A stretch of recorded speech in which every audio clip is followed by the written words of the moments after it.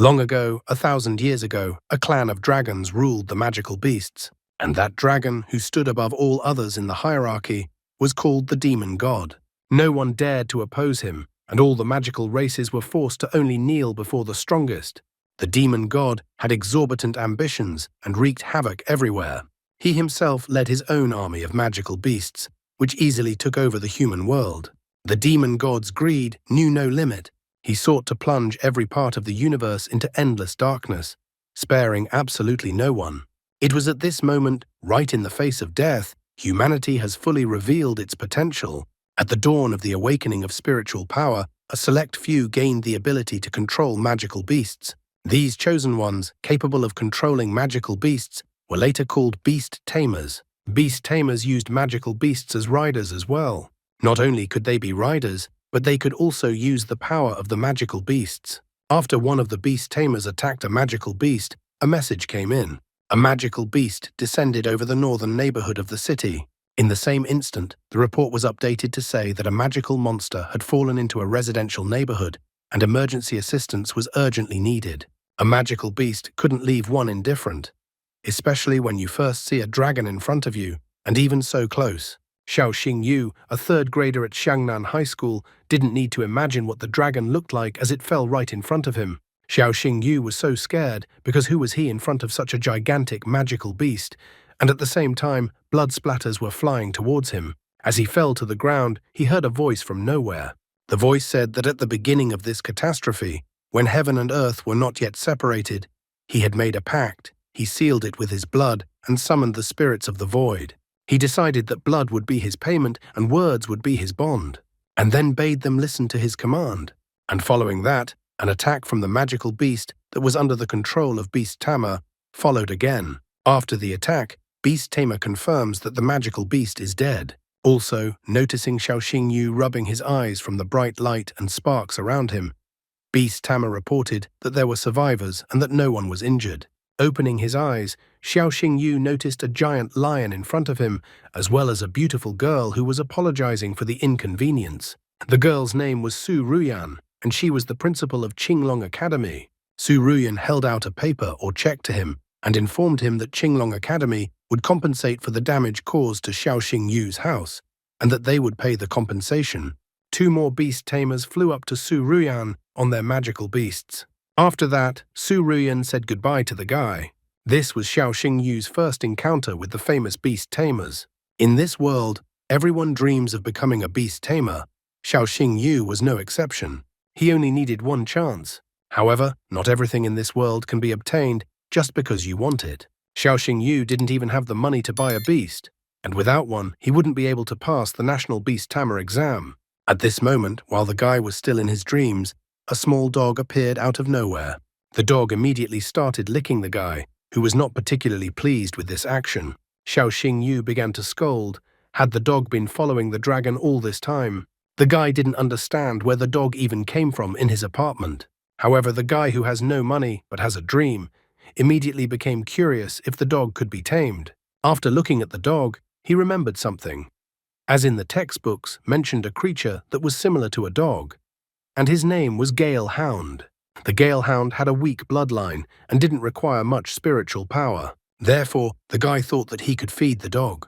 Xiao Xingyu was even happy that now he had a beast after all and could become a beast tamer.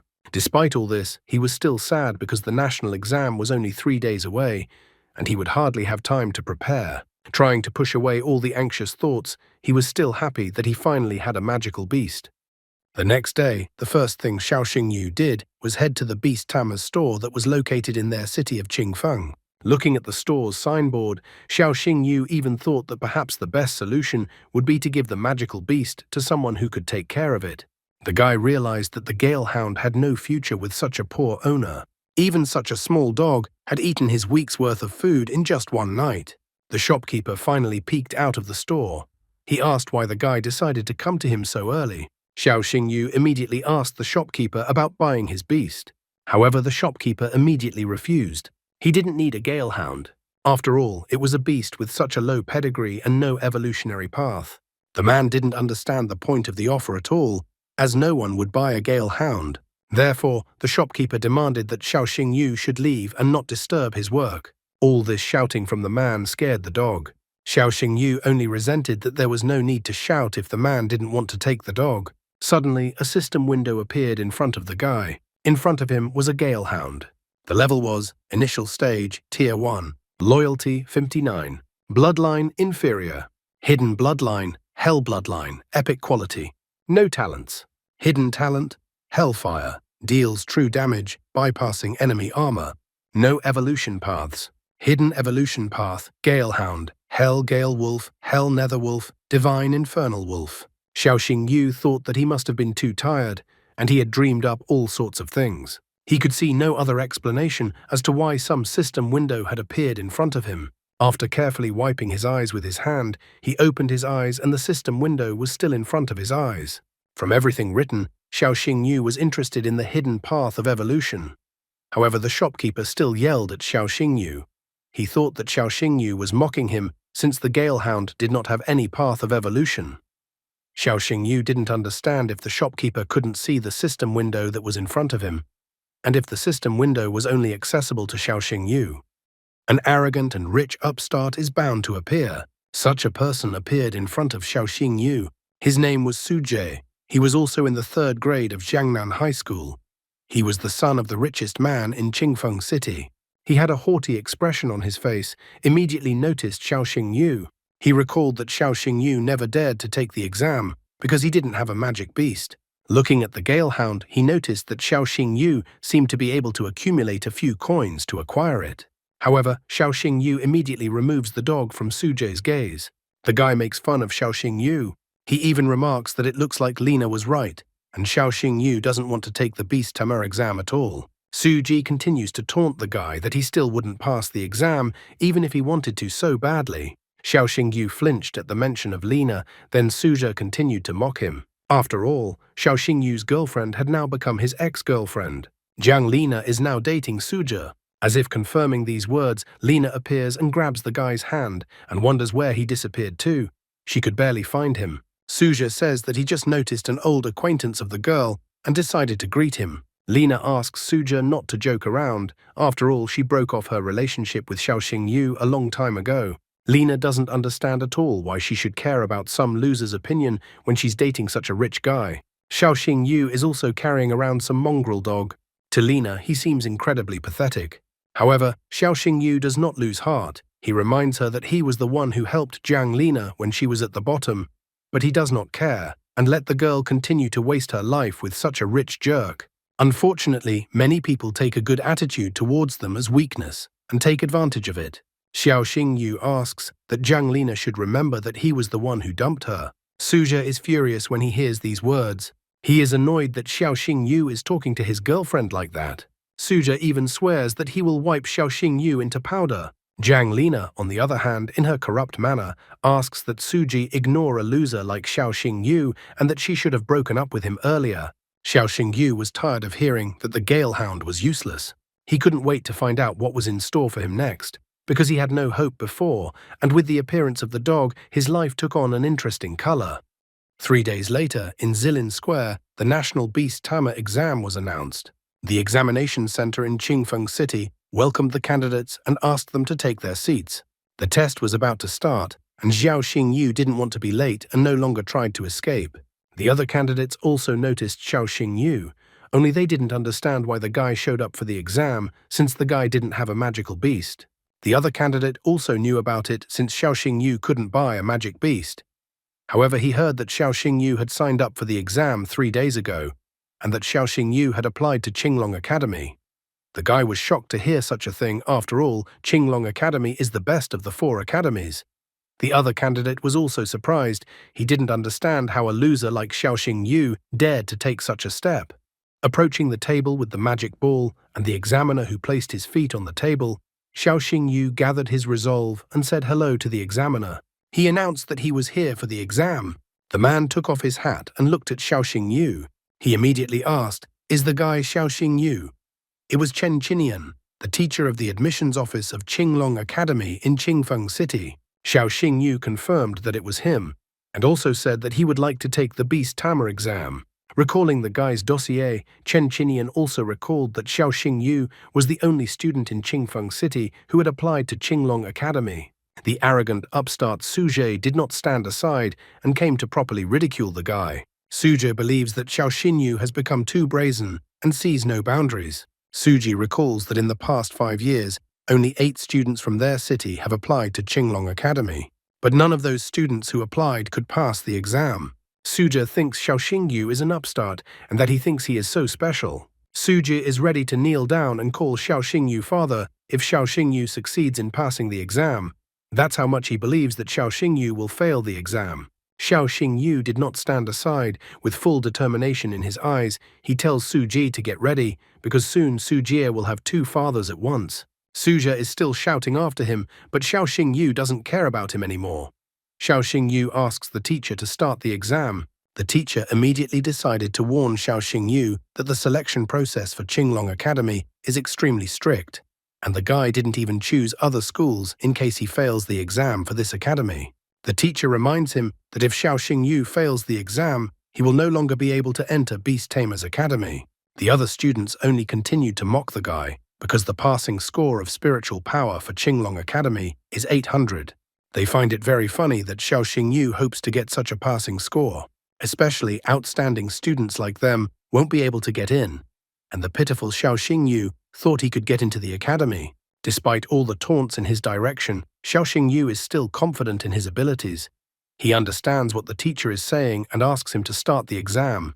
The teacher no longer discouraged Xiao Xingyu and started the exam. The first test is the spiritual strength test. The teacher asked Xiao Xingyu to place his hand on the magic crystal in front of him. The guy puts his hand on the crystal with all his determination. Everyone froze in anticipation, and after a moment, the teacher announced that the guy's spiritual power was 316. Everyone began to mock the guy. Suji was the very first. He scoffs that Xiao Xingyu thought he was so special. Lina also points out that Xiao Xingyu didn't even come close to the minimum threshold for a passing score. Chen Qinian was also upset, because at first he even thought that the student in front of him was quite promising. Suddenly, everyone noticed that Xiao Xingyu's spiritual power index started to change. The magic ball showed 621, but still the magic power continued to increase. After that, the ball showed 711, and then it showed a number above the minimum threshold of 802. The numbers on the ball didn't stop there, and the magic ball showed 956. The students watching this were shocked. Suja even thought that the spiritual force measuring device had simply broken.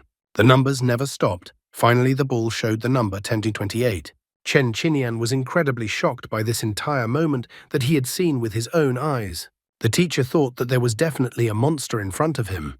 The magic ball in front of him was about to crack, under the gazes of the shocked students. The spiritual power score was directly related to the beast tamer's potential, so it wasn't just numbers. Every 100 units of spiritual power allows one magical beast to contract with one magical beast. That's why the teacher was also shocked, because if Xiao Xingyu's number is 1028, then this guy might even become a 10-star beast tamer in the future. In the past few decades, only a few 10-star beast tamers had appeared in the Dragon Country. Chen Qinian was overjoyed that he had managed to find another genius. The teacher announced that Xiao Xingyu's final score was 1028. A year ago, the genius Yening Shuang took the exam, and she had 1030. No one expected Xiao Xingyu to be so strong, only 2 points less than Yening Shuang. Suja doesn't want to believe that the guy will become an academy student and reminds him that Qinglong Academy has 2 trials. Jiang Lina is also furious and as if she is cursing her ex-boyfriend. She is sure that Xiao Xingyu won't pass the next test for the quality of the magic beast bloodline. Chen Qinian was about to announce the start of the next test. However, a person from his group ran up to him with an important message.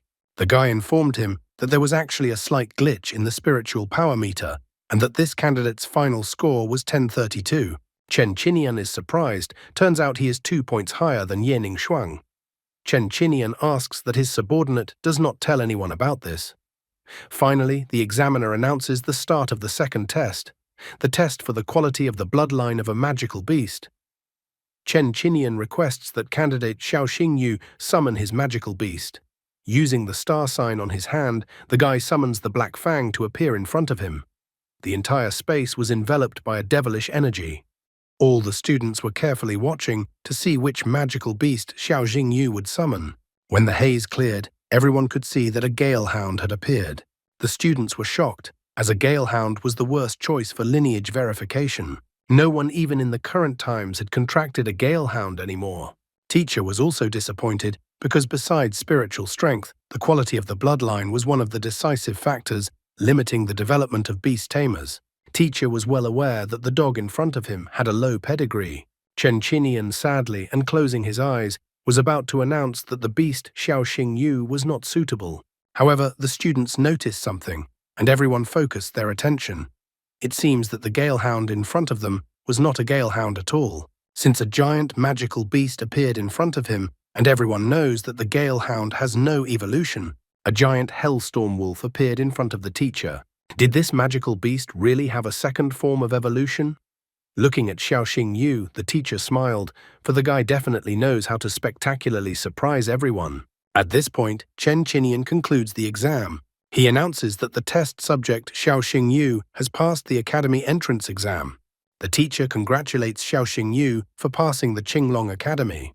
The disgraced Su Jie and Jiang Lina with red faces couldn't believe that Xiao Xingyu was able to beat them in the results. They planned to quietly escape. However, Xiao Xingyu did not forget about them and their words. He did not understand where Suzhi and Jiang Lina were going. Is Suzhi really going to run away and not even say goodbye to his father? Suzhi angrily tells Xiao Xingyu to know his place. He is not going to kneel down and call Xiao Xingyu father. After all, the latter will not do anything to him. Xiao Xingyu is no longer that intimidated and poor guy, so he calls out Black Fang. The hellstorm wolf pressed Suzhi on his back, and he bent down on his knees under the weight of the wolf. Xiao Xingyu demanded for Suzhi to say the words he had promised. Breathing heavily and barely holding on, under the weight of the wolf's paws, Suzhi still asks for forgiveness from his new father. However, Xiao Xingyu can't have such a worthless son, so he tells Suzhi to get out. Jiang Lina is not left out either. She declares with a smile that she has actually grown very fond of Xiao Xingyu in these 2.5 years. The girl proposes to start their relationship over again. Xiao Xingyu is already a cool guy, so he tells Jiang Lina that their entire relationship is in the past and walks off into the sunset. Jiang Lina dramatically falls to her knees and asks her ex-boyfriend to forgive her and that she was wrong. She quickly changes her mind. Apparently she didn't like the upstart so much, even with Suzhi's father's money. Xiao Xingyu left the examination square. The first thing he wanted to do was to tell his sister that he had entered Qinglong Academy. He was all excited and was about to announce his success when his sister answered the phone. However, on the other side of the phone, he heard his sister's screaming and frightening voice. Immediately after that heartbreaking voice, the connection was cut off. Meanwhile, on the outskirts of Qingfeng City, at the farmer's market, monsters attacked and people were trying to escape. A woman in this turmoil was trying to find her child. Another woman cradled the frightened child against her and asked the girl not to be afraid of anything. To hide from the eyes of the monster, these people could not. The giant scorpion was able to find them very quickly. People were running from the farmer's market, but the guy had no right to do so. He pushed through the people running towards him and tried to understand what had happened in this place. All the horrors of the magical beast attack appeared before his eyes. Chaos, people running, jostling, fire, casualties, and devastation all around. But even that didn't bother the guy, as he saw that a giant scorpion was about to take his sister's life. Xiao Xingyu rushed to his sister's aid, and at the same moment a system window reappeared in front of his face. The system prompted him to use the skills available to the Hellstorm Wolf, Hell Howl, Hell Bind. Xiao Xingyu immediately agreed with the system and told Black Fang to use Hell Howl, Infernal Howl. Even though he ordered it, it didn't work for some reason. Gale Hound also looks at his master in bewilderment. While Xiao Xingyu hesitated, the huge magical beast was already about to pierce his sister with its stinger. Strongly fearing losing his sister, Xiao Xingyu remembered what had recently happened in his house. He remembered that the time the magical beast attacked, the man from Qinglong Academy had shouted something like a spell. Then he decided to try to do the same thing. And he started that at the beginning of this disaster, when heaven and earth were not yet separated. He made a pact, sealing with his blood, and summoned the spirits from the void. Gale Hound turned into a wolf and rushed forward. Blood would be his payment, and words would be his bond. Extending his hand forward in front of him, Xiao Xingyu commanded to listen to his order. When the sting is almost upon Xiao Xingyu's sister, the guy gives the order, Hell Howl. A powerful attack bursts out from his Hell Wolf and destroys the magical beast. Xiao Xingyu is still in shock, for this is the first time for him. He is surprised at how frightening Beast Tamer's strength actually is. After recovering from the shock a bit, he still remembered that his sister is still near the magical monster. He rushed to his sister, who did not let go of the little girl and continued to comfort her. Xiao Xingyu apologizes for coming so late, but he is glad that his sister is fine. His sister is worried about him. Then, without delay, he immediately brags to his sister that he has entered Qinglong Academy and that he is now also a Beast Tamer. Without waiting to be introduced, the Galehound informs himself that he is here too. When Galehound sat down on his lap to Xiao Xingyu, the latter finally introduced him as a contracted beast tamer. In front of the girl appeared a very cute-looking Hellstorm wolf, Black Fang. The residents stared at the magical monster in shock. The one who had caused so much commotion and taken so many lives was finally dead. The guy with a satisfied look confirms that the monster is gone. His sister for now and herself does not know what happened. Finally, the frightened woman found her child. She didn't run away. She kept looking for her daughter despite the danger. The woman thanks her brother and sister. The girl rushed to her mum in tears. She was so scared of that monster. And at that moment, her mum disappeared and she was even more scared. After returning the girl to her mum, the brother and sister decided to go see the defeated monster. In the remains of the monster, Xiao Xingyu found the core of the magical beast. Core level beginning. Condition for obtaining the core, killing the magical beast. Attribute, poison. Effect, +5 poison attack, experience +10. Taking the stone in his hands, Xiao Xingyu still didn't understand what kind of magical beast core was in front of him. Even though it was just an initial stage core with a poison attribute, but even the smallest core can help the Black Fang evolve, so he throws the magical core to his dog and it eats it. Xiao Xingyu then informs all the bystanders that the beast is dead, and the residents are now safe. The people surrounded Xiao Xingyu. They were happy that they were able to survive, and so they started to thank the guy. They even called him a hero. The little girl he saved also thanked him. She also wants to become a beast tamer, just like Xiao Xingyu. The guy stroked the girl's head and assured her that she will definitely succeed. At night of the same day, Xiao Xingyu never got his roof fixed, as the moon was peeking through the huge hole in the wall very well. It seems his family is not so simple, and it remains to be seen if it is a family. His sister was standing next to his sleeping brother. As she looked at his back, she noticed that the mark on his back was still active. His sister then called someone with a report that the Dragon Rune curse was still active. She reported that the seal on the Dragon King's essence was untouched. The girl didn't understand how Xiao Xingyu was able to make a contract with the magical beast then, because it didn't make any sense. The voice on the other end of the phone concluded that perhaps this was fate. The caller ordered the girl to continue to keep an eye on Xiao Xingyu.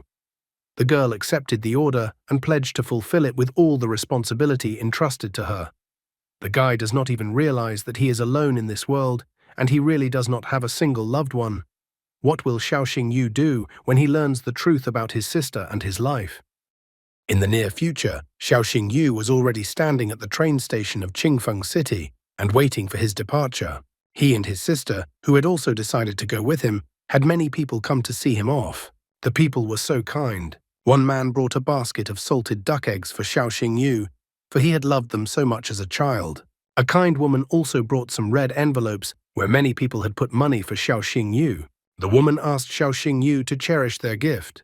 The guy accepted all these gifts because the locals had worked so hard for him. He waved them good-naturedly and asked the locals not to see him off, because he would definitely come back here once the vacation came. His sister also had a very good-natured look, as if what happened during the night had never happened at all.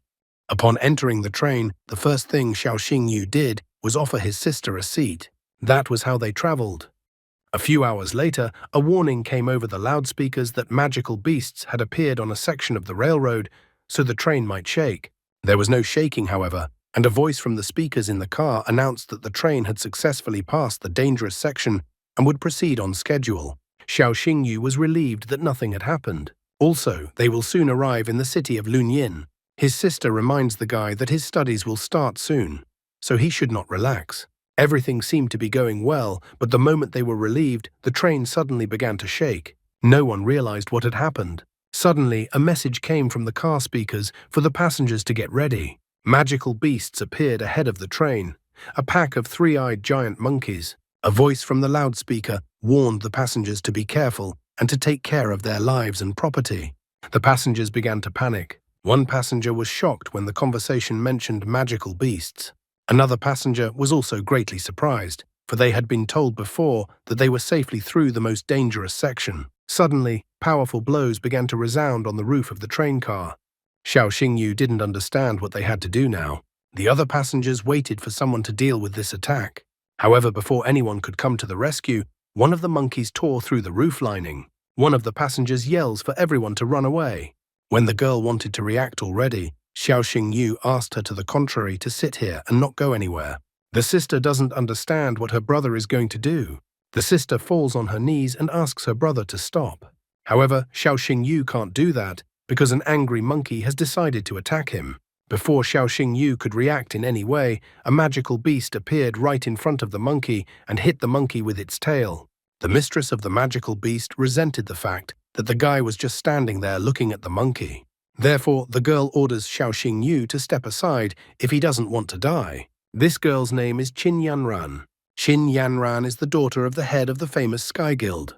The girl powerfully swung her spear, and then with a swing of her spear, the girl used Thunder Flash. With this attack, the fox once again rushed towards the monkey. Xiao Xingyu was shocked when he saw this girl in front of him, for he seemed to have realized who she was. Based on the system, the girl had a beast, the three-tailed Thunder Fox. Level, Extraordinary Tier 3. Attributes, Thunder Fox, Epic.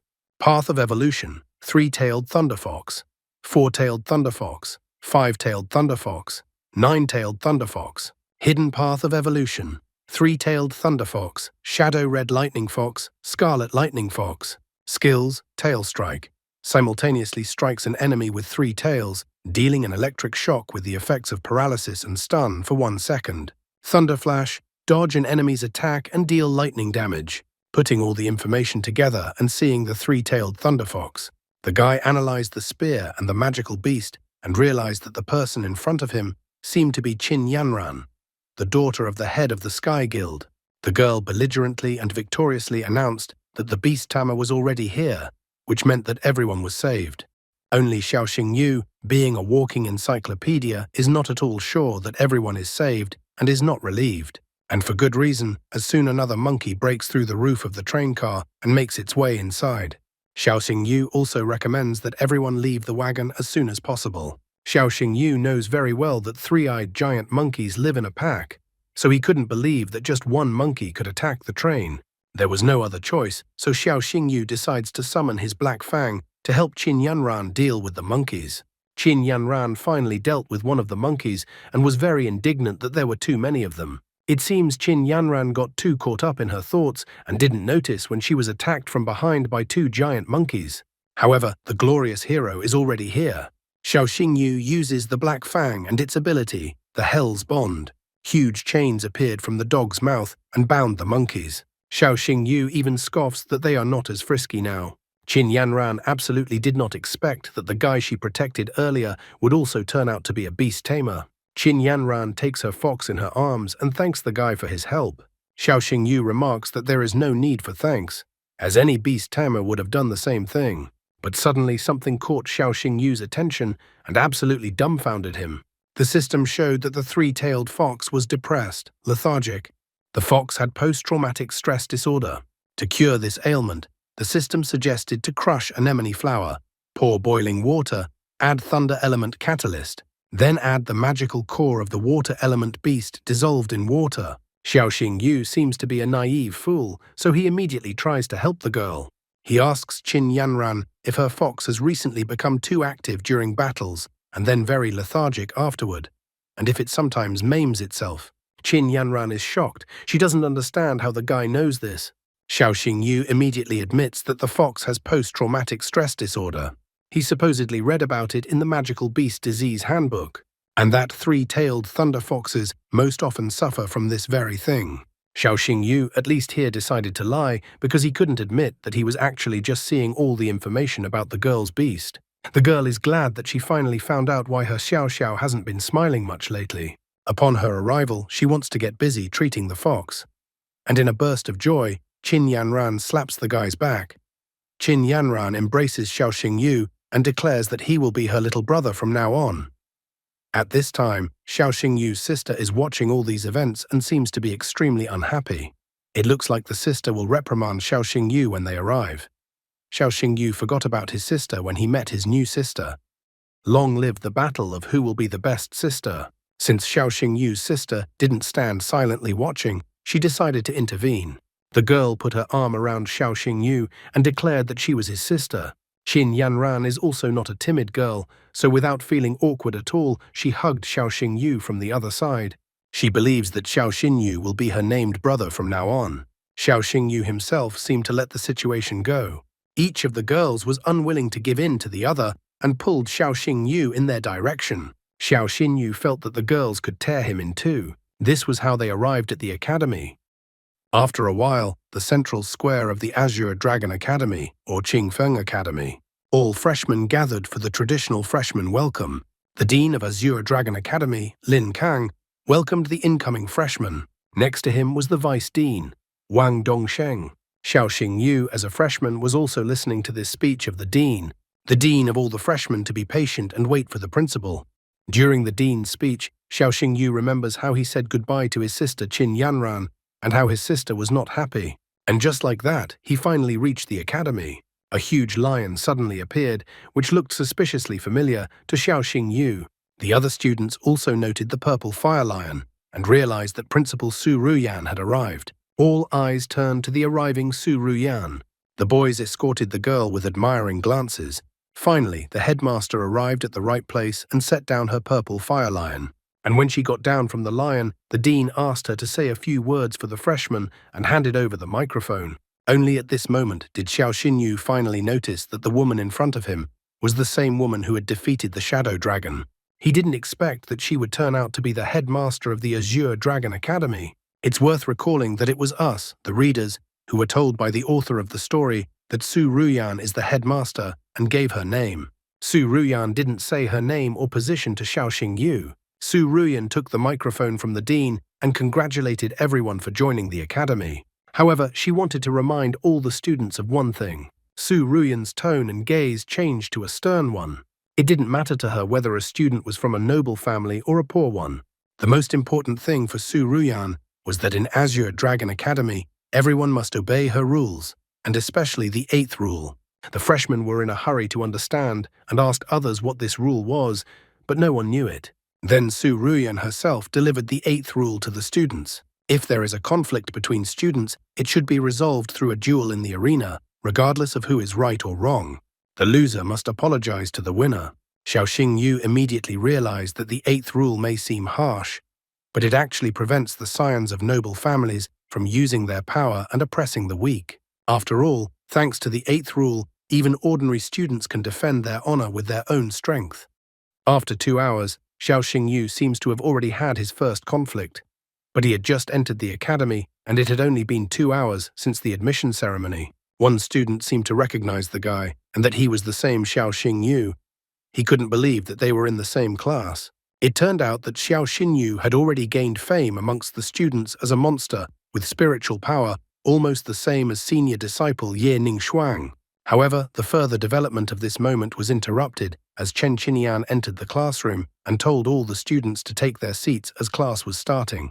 The guy didn't seem to be looking for trouble after all, as he greeted Xiao Xingyu, calling him his brother, and said that he would follow him. Chen Qinian didn't let this go unnoticed and asked for the audience to be quiet. Chen Qinian greeted the students and said that he would be their mentor from now on.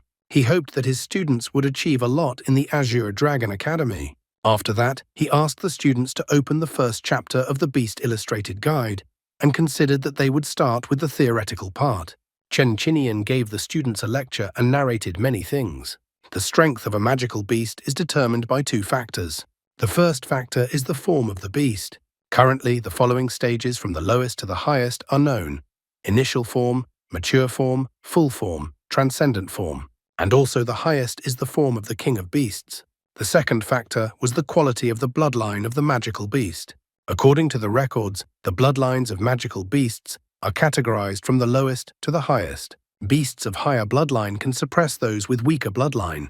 In addition, the attributes of magical beasts can suppress and interact on each other. For example, the 5 most common ones were metal, wood, water, fire, and earth. The principle was as follows.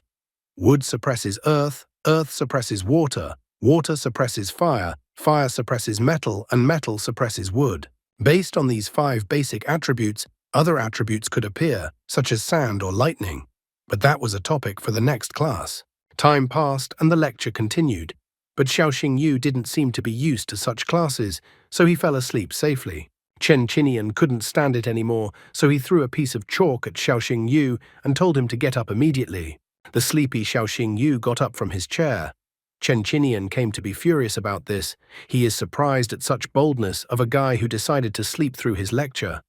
Chen Qinian then decides to ask Xiaoxing Yu what the demonic lizard's weakness is. Chen Qinian is too furious, so he demands the guy to answer his question, and if Xiaoxing Yu can't answer, then let him pack his things and get out. Chen Qinian had definitely messed with the wrong person, because the walking encyclopedia Xiaoxing Yu immediately answered the question that it was a bag of poison under its belly. Chen Qinian didn't stop there and asked for an answer to the question. What area does the ice crocodile usually live in? But Xiaoxing Yu knows the answer to this question as well. The ice crocodile lives in the southern part of the Dragon Country, in the Shuangjiang Lake area, and at the Kunlun subglacial waterfalls. Even the other students are already shocked that Xiaoxing Yu knows the answer to this question. Chen Qinian was not going to give in to the brash youngster and decided to keep testing him. He wondered what Xiaoxing Yu would do if he encountered a heaven-tearing demonic tiger in the wilderness. Xiaoxing Yu then decides that he will clamp his identification badge in his teeth and hide somewhere in the shadows. Here, not only the other students anymore, even the teacher himself didn't understand why Xiaoxing Yu would do that. Then Xiaoxing Yu decided to explain that he would do so because the heaven-tearing demonic tiger was a magical creature at the Beast King stage, a mutated species that only a beast tamer of at least 6-star level could fight against. And if rookie beast tamers like himself were to encounter a heaven-tearing demonic tiger in the wilderness, the only option would be to prepare to die. That's why Xiaoxing Yu chooses as the best option that he would take the identification badge in his teeth so that his relatives could identify his body later. And he would also plan to lie down somewhere in the shade to prevent the tissue from decomposing too quickly. Chen Qinian accepts this answer. He is thrilled that a newly enrolled student is already aware of this knowledge. The teacher wonders how Xiaoxing Yu answered these questions, as Chen Qinian asked questions from the following editions. Then Xiaoxing Yu shows 3 books at once and tells him that it's because he has already read them. The other students are shocked. How can they keep up with such a student? Some students didn't understand where such a prodigy came from. Chen Qinian told the class to engage in self-study, and he himself asked Xiaoxing Yu to go along with him. As soon as Xiaoxing Yu walked out of the classroom with the teacher, he immediately began to apologize to the teacher. Xiaoxing Yu promised the teacher that he would not sleep in class anymore. However, Chen Qinian stops him and says that this is not the point. The point is that Xiaoxing Yu has already learned the theory course. Xiaoxing Yu decides to praise Chen Qinian for this, because the latter is an excellent expert. And that's the only reason why Xiaoxing Yu was able to learn the material so quickly. Chen Qinian is not the kind of teacher who needs flattery, so his boyfriend's behavior annoys him. Chen Qinian recommends that Xiaoxing Yu move on to more advanced material since he has already learned all the theory. Chen Qinian is a responsible teacher, so he somehow hustled too quickly and issued Xiaoxing Yu a pass for the Azure Dragon Academy's library. Using this pass, Xiaoxing Yu will be able to freely visit the library and borrow books for free. The boy was shocked by his teacher's action because Xiaoxing Yu was penniless and this pass was like a golden ticket for him. Chen Qinian patted Xiaoxing Yu's shoulder and wished him success, because the teacher has nothing else to teach such a capable student.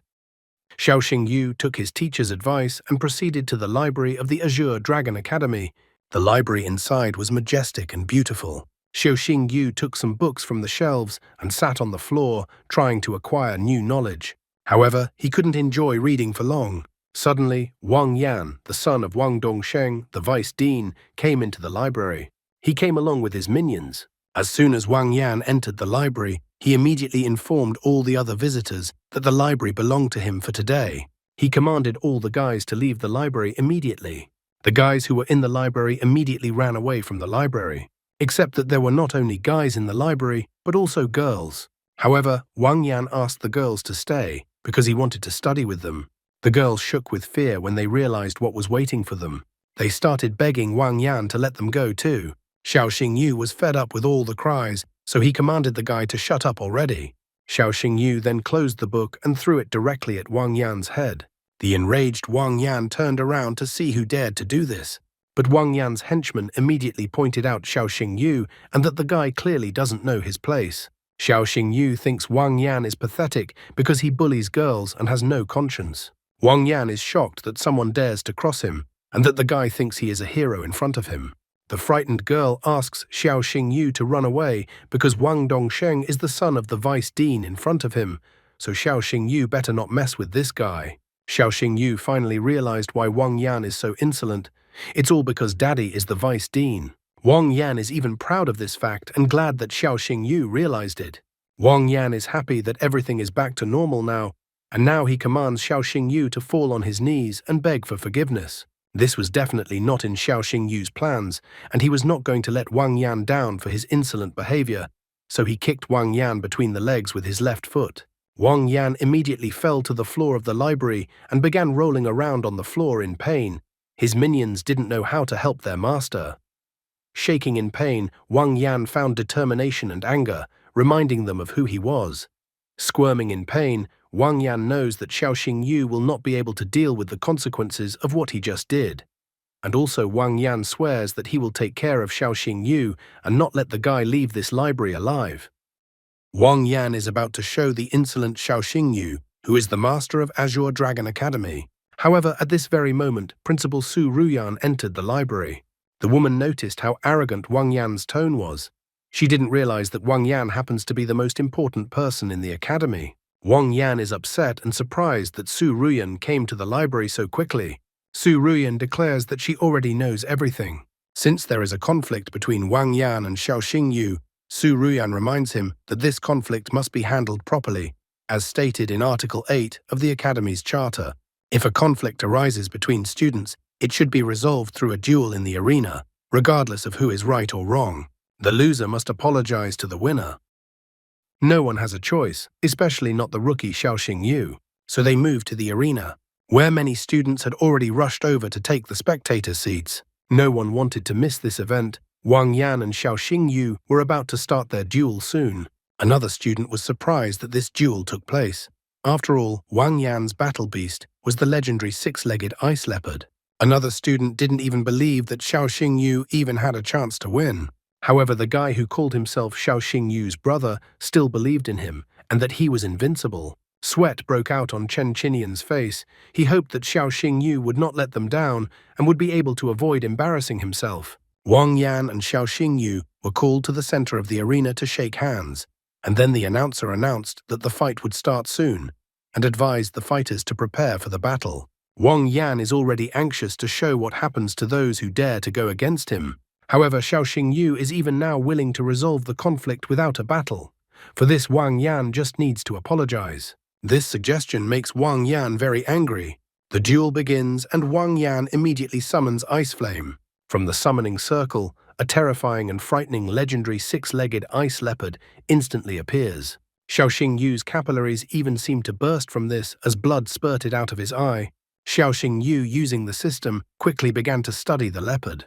The leopard had an initial form, the first stage. The bloodline was legendary. Attributes, ice and wind. Skills, deep freeze.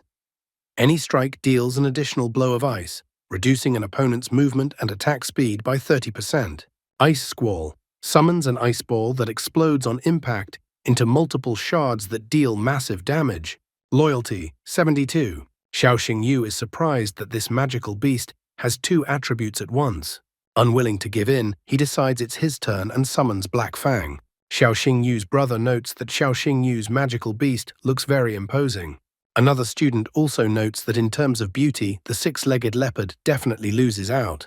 Looking at Xiao Xingyu's magical beast, Su Ruyan noted that she had never seen one before. However, after taking a closer look, she thought that it looked very much like an evolved version of the Gale Hound. Su Ruyan was puzzled because it was thought that the Galehound simply had no evolutionary path. She was very curious as to how Xiao Xingyu was able to accomplish this then. Wang Yan is absolutely not intimidated by the sight of Xiao Xinyu's magical beast, so he declares that Xiao Xinyu can already start preparing his apology. Wang Yan uses Ice Flame and also uses the Freeze skill. Xiao Xingyu, on the other hand, uses his Black Fang and uses the Rushing Jerk skill. The Black Fang rushed towards the leopard while dodging the ice attacks. The magical beasts clashed, and the leopard began to crowd Black Fang rather quickly. Chen Qinian recalled that the Hellstorm Wolf was a magical beast, with the attributes of fire and wind, while the six-legged leopard had the attributes of wind and ice. Looking at the duel, Chen Qinian felt that from the looks of it, Wolf would not be able to overcome the advantage of the elements. The enraged Wang Yan vows to destroy the magical beast Xiao Xingyu. He orders Ice Flame to activate the ability Ice Barrage. Black Fang is covered in ice, and everything around him turns into a block of ice. It's like he's in an ice prison. Poor Black Fang seems to be on the verge of life and death. Wang Yan was beginning to scoff at Xiao Xinyu. He announces that Xiao Xingyu's magical beast will freeze to death very soon. The teachers who were fed up with Wang Yan's antics, as well as Principal Su Ruyan, were waiting to see what Xiao Xingyu would do at such a moment. In response, Xiao Xingyu himself is already mocking Wang Yan, who is so confident in his plan. Xiao Xingyu then calls out to his Black Fang and orders him to activate the ability Hunt in Darkness. Black Fang instantly disappears from the ice prison he was just in. Su Ruyan and Chen Qinian instantly realize that Xiao Xingyu used the darkness attribute, and then it turns out that Xiao Xingyu has as many as 3 attributes. Wang Yan was still in a panic, trying to find where Xiao Xingyu's magical beast had gone. As it turned out, Black Fang turned into a shadow, and thus was able to avoid imprisonment in the ice prison. Black Fang attacked Wang Yang from the back, but he was prevented by the 6-legged leopard, who counterattacked Black Fang. Xiao Xingyu then summoned Black Fang and decided to see what Wang Yan would show against him.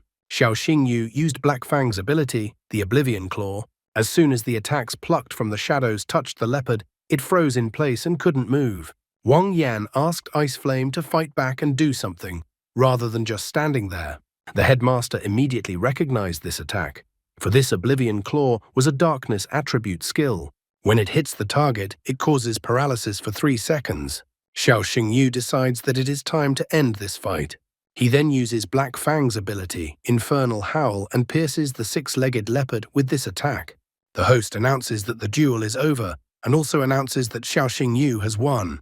Many students, especially the newcomers, are happy that Xiao Xingyu defended their honor and punished the insolent Wang Yan. Wang Yan fell to his knees and couldn't believe what had just happened. He thought he was invincible. Xiao Xingyu approached Wang Yan and also reminded him that he had lost. Since Wang Yan lost, Su Ruyan requires him to apologize to Xiao Xingyu, as written in the academy rules. Su Ruyan is serious, so there's no way to get away. He intends to stop this whole farce. Gritting his teeth and clearly not sincere, Wang Yan bowed properly and also apologized to Xiao Xingyu. Afterwards, he left the arena with great hatred, swearing that Xiao Xingyu would pay for it. Su Ruyan, meanwhile, notes that it was a great fight. She also notes that Xiao Xingyu is already the 2nd disciple who has made a good impression on her. Su Ruyan is looking forward to Xiao Xingyu's next performance, because his next performance will be at the freshman ranking tournament, and this event will be held in 3 days. All red with embarrassment, Xiao Xingyu thanks Madam Principal for the praise, but he wonders who the first student was. Then Su Ruyan confesses that it was a brilliant girl with a spiritual power level above 1,000, Ye Ning Shuang. Once again, this name popped up in a guy's life. Xiao Xingyu had heard of Ye Ning Shuang back during his entrance exam. Su Ruyan knows how to appreciate talents, so she decides to give Xiao Xingyu a spatial ring as a reward. The guy is shocked, because it's incredibly expensive and also awesome, and here he gets it so easily. You can store anything in it. The system reported that in front of Xiao Xingyu was a spatial ring, a high-tech equipment designed to store various things, including food and supplements for summoned beasts, as well as magical monster cores. Xiao Xingyu gladly accepts the ring entrusted to him as a reward, 1 ring to rule them all. Taking the ring from Principal Su Ruyan's hands, the boy once again thanks her. Leaving the Azure Dragon Academy through the gate, the boy thought about something. His sister is probably already worried about him being gone for so long. Therefore, Xiao Xingyu decides to return home as soon as possible. However, Xiao Xingyu's plans were disrupted when a girl suddenly crashed into him on the way out of the academy. The girl even had circles in her eyes from such a blow. The good-natured Xiao Xingyu first asks if the girl is all right, and she replies that she is fine. Kneeling down and stroking the girl's head, Xiao Xingyu advises her to look around next time so as not to hurt herself. The guy then asks the girl to go home, but the girl clings to the guy. She told Xiao Xingyu that she had nowhere to go, and she also asked Xiao Xingyu to shelter her. The guy was completely bewildered by what was happening. After a while, in front of us in the family dormitory, where Xiao Xingyu and his sister now lived, the sister resented that she had just arrived and saw what was going on. She was about to pull her brother back by his ears already. Did this underdog really kidnap a child? Xiao Xingyu is outraged that his sister could even think so badly of him, and he also asks that his sister give him time to explain. The sister is outraged because she doesn't understand what the guy might say and why she might have misunderstood the situation. Eventually, the sister starts to listen to her brother, and a few minutes later, Xiao Xingyu finished his story. After finishing his story, Xiao Xingyu concludes that this is what happened. It turns out that Xi Meng, that's the girl's name, is afraid of magical beasts, so she can't become a beast tamer. It turned out that poor Xi Meng regularly bullied at home, so she ran away from home. Xiao Xingyu decided to bring her to their dormitory to help the girl overcome her fear. The girl turned to Xiao Xingyu's sister with pitiful eyes. She called her sis Zhou Shui and with a pleading look asked her to stay with them since she didn't want to go back home. The sister finally gives in and allows Xu Meng to stay. However, the sister asks that Xiao Xingyu remember an important thing. Xiao Xingyu must not date a girl from the Ye family. The next day at the Azure Dragon Academy, Chen Qinian gathered the entire class outside. Xiao Xingyu was still hovering in the clouds and pondered over his sister's words that he shouldn't see the girl from the Ye family. He tried to understand why his sister suddenly brought it up. The named brother asked Xiao Xingyu what he was mumbling about and what it had to do with the Ye family. The named brother reminds Xiao Xingyu that the teacher said that in this lesson, they will be defining roles on the battlefield. So the guy wonders if Xiao Xingyu knows what it is. Xiao Xingyu apologizes for thinking about his problems at a bad time, but he quickly gives an answer if he got it right, and the guy asks him about his roles in the band. Xiao Xingyu tells him that more often than not, beast tamers act in teams and their roles and responsibilities are different. The gunner has ranged skills, which allows him to destroy enemies at a distance. The mage has well-developed mass control skills, giving him a significant advantage in team fights. The tank has strong defense and health regenerating skills. Roughly speaking, he is a shield for the rest of the team. The assassin is highly maneuverable and has the ability to take out enemies. His task is to attack those who can barely stand on their feet. And the support is famous for its reinforcing skills, which they impose on all team members, giving them a lot of positive effects. The named brother is surprised to learn about all the roles. He wonders what Xiao Xingyu thinks about which role the storm butterfly is best suited for. Oh, those teachers' favorites. Chen Qinian once again yelled at the guy, whose name is Wu Shengyu by the way. The teacher asked him to stop talking in class. Wu Shengyu immediately apologized to the teacher.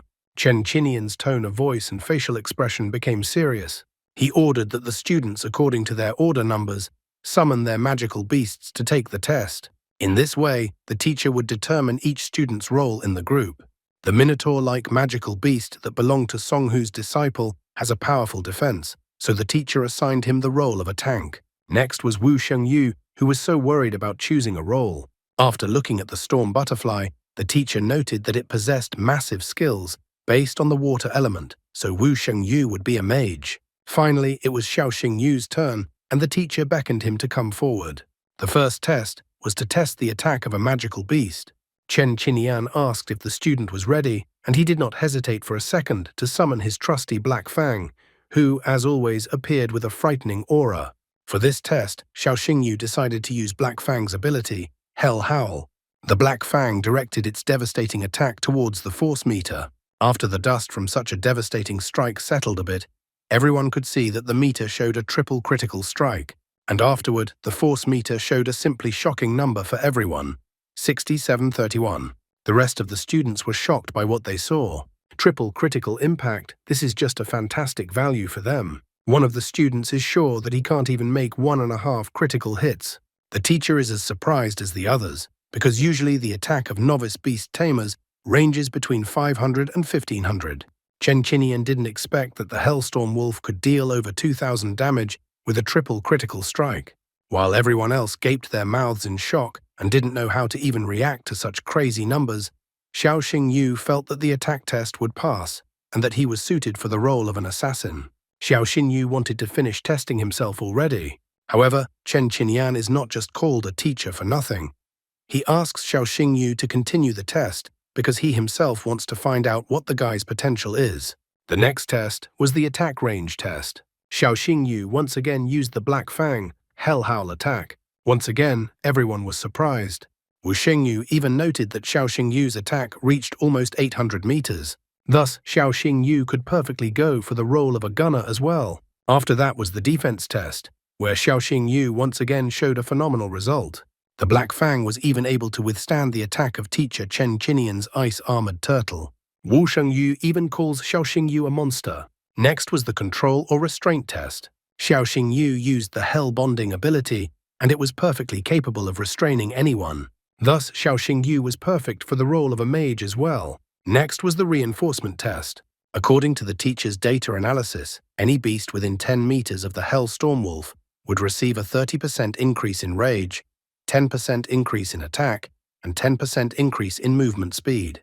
Wu Shengyu, like the rest of the students, can't wait to learn Xiao Xingyu's role. After all, based on the tests, any role is suitable for him, and it's hard to choose from. Chen Qinian is even a little confused, because Xiao Xingyu is so good that the teacher can't even find the right words. Chen Qinian admits that there is actually one more special role besides these 5 roles. The teacher wants to tell the name of this role, but the students will have to wait until the new chapter of the story is released. As this chapter came to an end, cut off halfway through. Chen Qinian calls the role Xiao Xingyu after all, and it's all-rounder. Wu Shengyu, like the rest of the students, doesn't understand what this role is and what it all means. They ask the teacher to tell them about this role, all-rounder. Then the teacher explains to the students that all-rounder is called Beast Tamers, whose summoned creature is equally suited for all roles. It is then that the Beast Tamers are given this role. So Chen Qinian brings up the point that Xiao Xingyu is obviously the only all-rounder in their group. All the students in his group think he's cool. They are wondering how Xiao Xingyu became so cool. Wu Shengyu is also curious. Xiao Xingyu, under all the admiring gazes of the students, only seems like a good-natured guy. Chen Qinian tried to cool the young man's ardor. He informs him that there is no need to rejoice prematurely.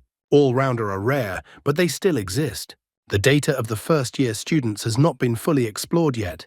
But at this moment, the academy knows that Xiao Xingyu is not the only all-rounder in the academy. The teacher tells us that in the second year, there are students like Ye Ningshuang and Han Tianjun. In the third year, there are Murong Qingyang and Li Xuancheng. Having thus summarized the lesson, the teacher recommends that all the students continue to try hard. Soon, the lessons were over, and Xiao Xingyu left the academy building. He was glad that the classes were finally over. For starters, he wanted to buy some nutrient boosters for Black Fang to prepare for the rookie ranking competition. However, the guy was in for an unpleasant surprise, because his plans were disrupted by the appearance of hooligans. Xiao Xingyu inquired what the bullies wanted from him. This question to the leader of the bullies seemed strange. Had the guy not heard of the Black Tiger Guild? He and the other hooligans were already itching to beat up Xiao Xingyu. Of course, the bullies didn't choose Xiao Xingyu as their victim. They were directed to do so by Wang Yan, who couldn't bear to be defeated. He asks that the bullies not even have a conversation with Xiao Xingyu and just break the guy's nose. After all, Wang Yan wonders if Xiao Xingyu will be as cocky after that. The leader of the bullies listened to Wang Yan. In his opinion, Xiao Xingyu had himself to blame, because he had crossed young Mr. Wang. Xiao Xingyu notices that all the bullies have 3 or 4 stars on their clothes. Xiao Xingyu is angry at this injustice, because these bullies are not even ashamed to attack someone who has only 1 star. Wang Yan declares that if Xiao Xingyu doesn't like this kind of thing, he might cry. The bully leader asks Wang Yan not to worry, as he will deal with Xiao Xingyu himself. The leader of the hooligans summons the majestic Thunder Tiger, which appears as if with the sound of thunder. He sends his glowing lightning Thunder Tiger towards Xiao Xingyu. But Xiao Xingyu didn't wait and also summoned his Black Fang, who immediately attacked the Thunder Tiger. Black Fang immediately began to crowd Thunder Tiger and pinned him to the ground. The bully leader didn't expect this, as Wang Yan didn't seem to have warned him that Xiao Xingyu's beast was so strong. The bully leader is shocked, for from the looks of it, Black Fang only has a mature form. Therefore, the bully leader doesn't understand how Black Fang can resist his Thunder Tiger, which is at the full stage. The bully leader is an experienced fighter after all, so he decides to test who is the stronger of the two. Some weakling with 1 star, or the Black Tiger Guild elite with 3 and 4 stars. Just like that, the bully leader immediately discarded his words that he would deal with him himself and called on the rest of the bullies to help him. However, these were troubling times for the Black Tiger Guild, and they were shocked when someone else showed up. It turned out to be Qin Yanran, who had always wondered who would win, the Black Tiger Guild or her guild Celestial. Qin Yanran appears like a hero in shining armor and saves the guy from the bullies. Xiao Xingyu abruptly turned around and saw Qin Yanran. He remembered to call her his sister, as the girl had asked to call herself. The bully leader and his guild Black Tiger were surrounded. The Celestial Guild members surrounded them from all sides. The tone of his voice changed drastically. He was frightened. Celestial is the second guild in the ranking of beast tamers of Lunyin City. Even the Hurricane Guild, which is in first place, doesn't dare to clash with them. The leader of the bullies immediately adopted an apologetic pose. Under the questioning gazes of his supporters, he inquired what brought Miss Qin Yanran to this place. The girl is hugging the innocent Xiao Xingyu. If she hadn't been passing by, she never would have known what the much-revered Lei was going to do to her dear brother.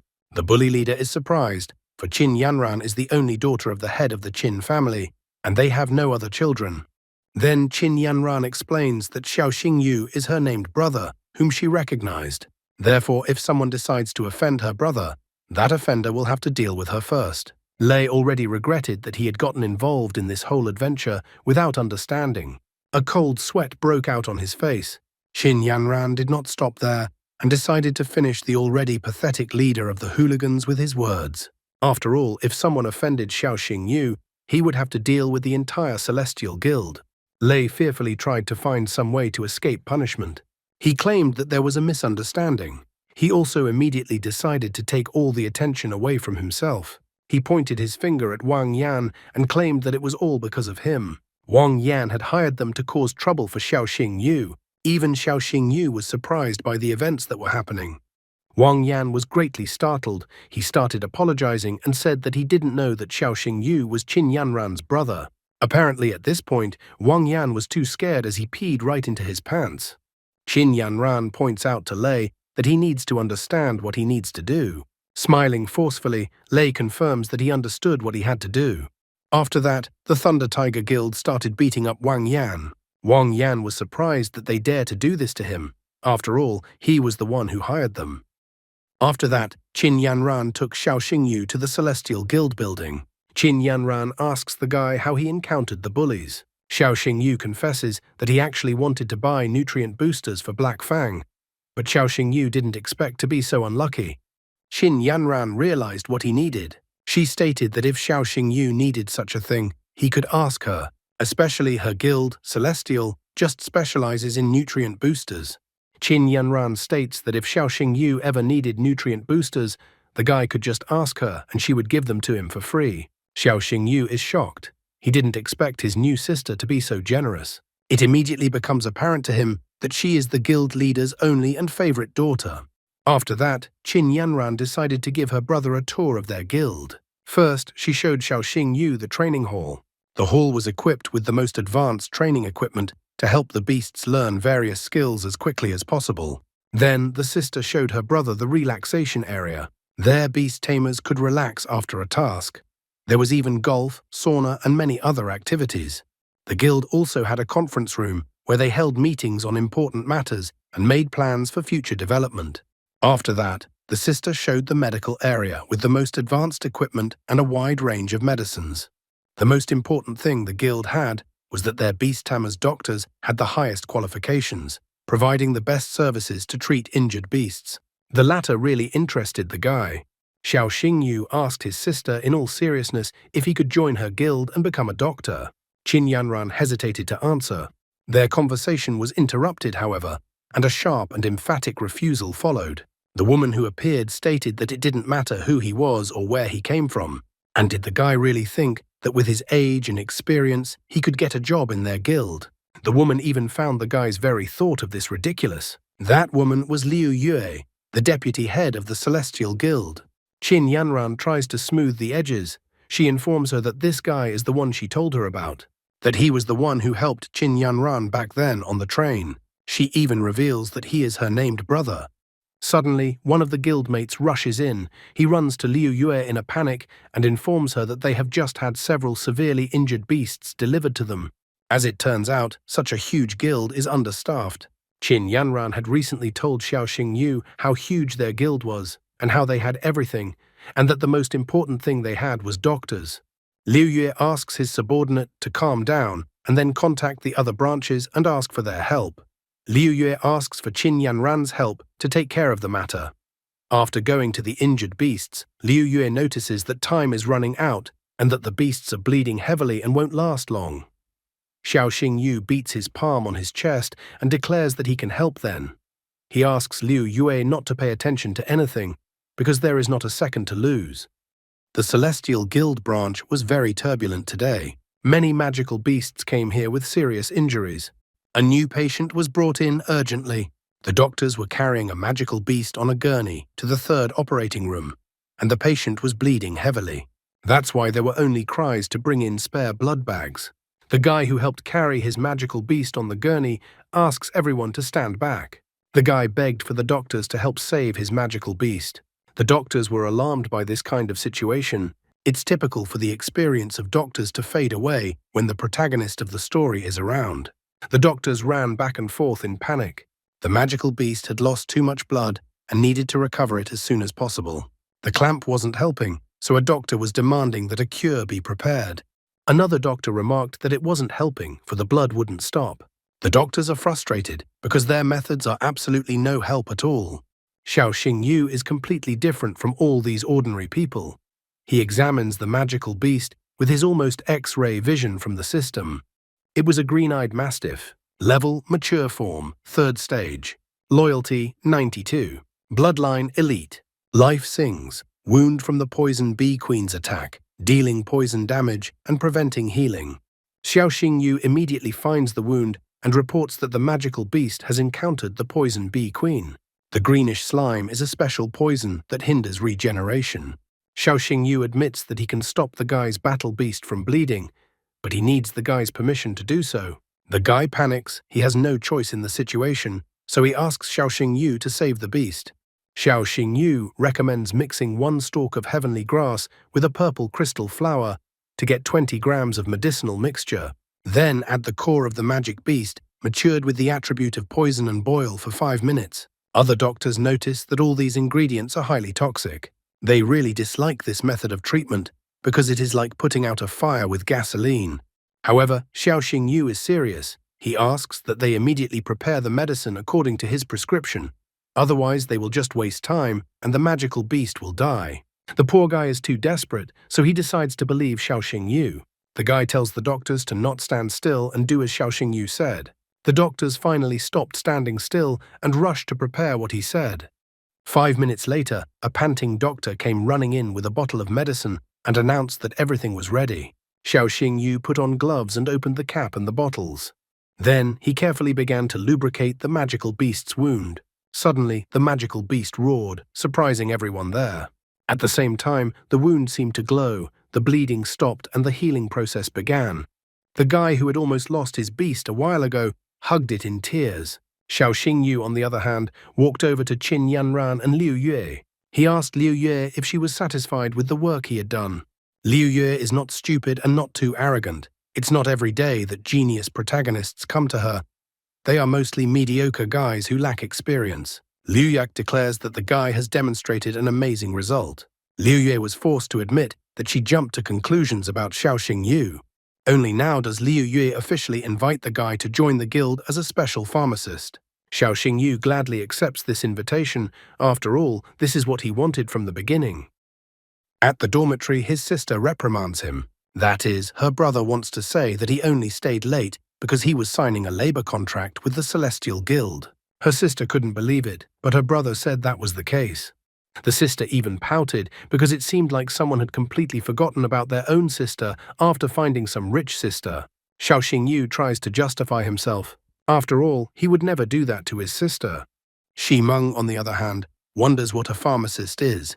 If it's something edible, Xiao Xingyu corrects her and says that it's not really about food. However, since he will now be working for the Celestial Guild, that means he will be paid well. He triumphantly stands up and announces that he will even be able to take his sister and Shi Meng to a restaurant this weekend.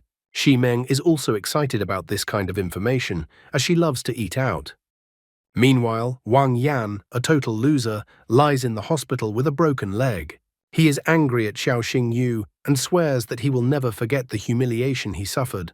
A father comes to visit his son. He calls his son a lowly weakling. Wang Yan can't hold back his tears. He asks for his father to help him. The father feels humiliated because his son lost to some country boy from a small town. Wang Yan has disgraced not only himself, but also his whole family by his action. Wang Yan cries and tries to justify that Xiao Xingyu had 3 attributes at once. He also points out that Xiao Xingyu has the Celestial Guild behind him, so he doesn't have a chance to take revenge on the guy either. After all, their family can't compete with the Celestial Guild. However, the father is devious. He remarks that it might happen that Xiao Xingyu will accidentally die from the clutches of a magical beast during the trials on Yunnan Mountain. Then it would have nothing to do with their family, a real villain with glasses. Soon, the vice dean's plan began to materialize as the students were sent to Yunnan Mountain. Teacher Chen Qinian, Principal Su Ruyan, and Vice Dean Wang Dongsheng were with the students. Wang Dongsheng announced that all the newly arrived students would be given another test. This test will be broadcast live on all screens at the academy. The bracelets worn by the students will record the number of magical beasts killed by each student. The bracelets will also keep a combat log. A grade of C will be given for killing 1 to 10 magical beasts. If 11 to 30 magical beasts are killed, a grade of B will be given. If someone kills between 31 and 50 magical beasts, they will receive an A grade. The luckiest and strongest, who defeat 51 to 80 magical beasts, will receive a grade of S. And finally, the strongest students who will defeat more than 80 magical beasts. Grade S+. Principal Su Ruyan also requires Vice Dean Wang Dongsheng to announce the especially gifted participants among this year's recruits before the trial begins. One of the students heard that Yening Shuang won the first place in the Yunnan Mountain trial last year. Wang Dongshen informed all the students that according to the entrance test results, there were 3 especially gifted students among the freshmen at once. The one in the first class was Mu Rongyang Shou. Mu Rongyang Shou is the eldest son of the Mu Rong family. Also noted in the first grade was Mu Rong Xinshin. Mu Rong Xinshin is the youngest daughter of the Mu Rong family. The other students were greatly surprised that there were 2 all-round gifted students in the first grade at once. And the third student was the third grade student, Xiao Xingyu. Xiao Xingyu wondered about the Mu Rong family. As far as Xiao Xingyu remembered, there were 4 great dynasties of beast tamers in their country: the Ye family, the Li family, the Mu Rong family, and the Shangguan family. Therefore, when he heard the Mu Rong family, he was surprised, because he had never met anyone from the 4 great dynasties before. After that, teacher Chen Qinian, Principal Su Ruyan, and Vice Dean Wang Dongsheng gathered in the broadcasting studio of the Azure Dragon Academy. A man with a mustache took the microphone and welcomed all the viewers. He was the host and commentator of this trial. His name was Yang Shu. Su Ruyan asks Wang Dongsheng his opinion about Xiao Xingyu and how much the guy can defeat the magical beasts. Wang Dongsheng is quite arrogant, and he thinks that Xiao Xingyu will defeat no more than 50 magical beasts. He even thinks that he has given an exaggerated prediction. Chen Qinian strongly disagrees with the Vice Dean's opinion and making allowance for Xiao Xingyu's talent. He thinks that the guy will defeat at least 80. Su Ruyan also disagrees with the teacher. In her opinion, Xiao Xingyu will perform a real miracle and break Yening Shuang's record. Meanwhile, the newcomers had already begun to enter the trial area, and the trial had officially begun. Not even half an hour later, Wang Lin, a student from the second grade, had defeated a short-tailed bear. The total number of magical beasts killed exceeded 10. Sun Tianhao from 5th grade was able to deal with 20 magical beasts already. The host was surprised that just an hour after the trial started, Mu Rongyang Shou from 1st grade had already killed 43 magical beasts. People watching the trial left comments. Someone remarked that Mu Rong's family could be proud of him. Some even wanted to marry the guy. Some wondered how strong the Mu Rong family was. The host said with unconcealed admiration that the white griffin was the only beast in this trial that had reached its full form. This beast's ability, space penetration, not only instantly shortens the distance to the target, but also enhances any attack by adding a piercing effect. Though the silver-fanged snake has exceptional regeneration abilities, it is unlucky to encounter the white griffin. After all, it would completely nullify the silver-fanged snake's regeneration. So the snake's fate was already sealed. Mu Rongyang Shou asked his white griffin to stop torturing the snake. Approaching the snake, the guy just wanted to extract the magic core and go on his way. The test statistics showed that all 3 gifted students greatly outperformed the results of the other students. However, all 3 gifted students were going toe-to-toe. Mu Rong Xinxin, 50, Mu Rongyang Shou, 49, Xiao Xingyu, 48. The host decided to leave the young master from the Mu Rong family for now and see how his sister was doing in the trial. The Mu Rong Xinxin magical beast was a bone-winged bat with a legendary bloodline. It was also the only undead beast in this trial. Her opponent was Bloodthirsty Lion, a second-stage mature magical beast with an epic bloodline. The Bloodthirsty Lion's attacks dealt 5 times the damage. It was a very strong opponent. However, after facing the bone-winged bat, even such a formidable opponent only had to accept his fate. The host knows how to get the audience excited. He states that if Mu Rong Xinxin manages to kill the Bloodthirsty Lion, the total number of defeated magical beasts will be 51. The viewers on the broadcast cheered the girl on. Some viewers even thought that she was possibly more talented than her brother. Looking at the statistics of the trial, Mu Rongyang Shou was a little surprised that his sister would still take 1st place in this trial. However, he was even more surprised when the statistics changed and someone overtook his sister. The events that happened a moment ago. Mu Rong Xinxin cornered the Bloodthirsty Lion and it could no longer dodge. Then she used her magic beast Bone-Winged Bat and made one last attack. She even rejoiced at the moment of the attack that she had almost managed to handle the lion. However, in the last instant, Xiao Xingyu appeared with his Black Fang. Black Fang dealt a decisive blow to the Bloodthirsty Lion using the claws of the underworld. Bone-Winged Bat's attack missed its target. Xiao Xingyu had brazenly stolen Mu Rong Xinxin's prey. That seems to be the guy's way of getting all the hate from the audience. Xiao Xingyu is so brazen that he even thanks Xinxin for distracting Bloodthirsty Lion and setting the stage for Xiao Xingyu to appear. Mu Rong Xinxin, deep down, was simply furious at such a guy's antics. However, she managed to keep a cool face. The host immediately notes that there was a rather unexpected turn of events. He notes that Xiao Xingyu's cunning is clearly not lacking. The host even calls Xiao Xingyu a genius of stealthy attacks, and that no matter how you hide, you still can't escape Xiao Xingyu. The host was intrigued, for Xiao Xingyu had stolen a beast from Xinxin and topped the table. However, it was too early to relax, because suddenly a 3-eyed magical ant entered the battlefield. The host could even sense the danger emanating from the ant through the screen. He wondered which of these two would dare to challenge a ferocious creature like the ant. Xiao Xingyu decided to use Black Fang's ability, the Infernal Bond, to begin with. The host immediately comments that Xiao Xingyu is the first to go into battle. He notes that the 3-eyed ant is known for its tough shell. However, the Hell Wolf's fire ignores the armor and still deals damage to this formidable monster. Xiao Xingyu orders Black Fang to finish off the ant and uses the Hell Howl ability. Xinxin decided to join the fight as well. The Bone-Winged Bat used sound waves and prevented Hell Wolf from finishing off her opponent. The girl immediately used necrotic flames and finished off the 3-eyed ant herself. When the girl took away the magic core, Xiao Xingyu admitted that he didn't think the girl was so vindictive. The host warms up the audience because the situation is getting even more heated, as Xiao Xingyu and Xinxin are currently tied on points and sharing the first place. At the same time, there is less than an hour left until the end of the challenge. The host wonders who will win in the end. Like a good host at the end, he suggests that the audience wait for the denouement of the exam. After finding the next monster, Xiao Xingyu orders Black Fang to prepare to enter the battle. However, Xin once again destroys the monster with his bone-winged bat, and thus takes the point out from under the guy's nose. What else did he expect everyone to put up with his antics? Even the host notices that wherever Xiao Xingyu goes, his vengeful rival immediately appears nearby and snatches away his prey. Over the past half hour, Xin had firmly established herself in first place by killing the monsters that Xiao Xingyu kindly found for her. The gap was 8 points.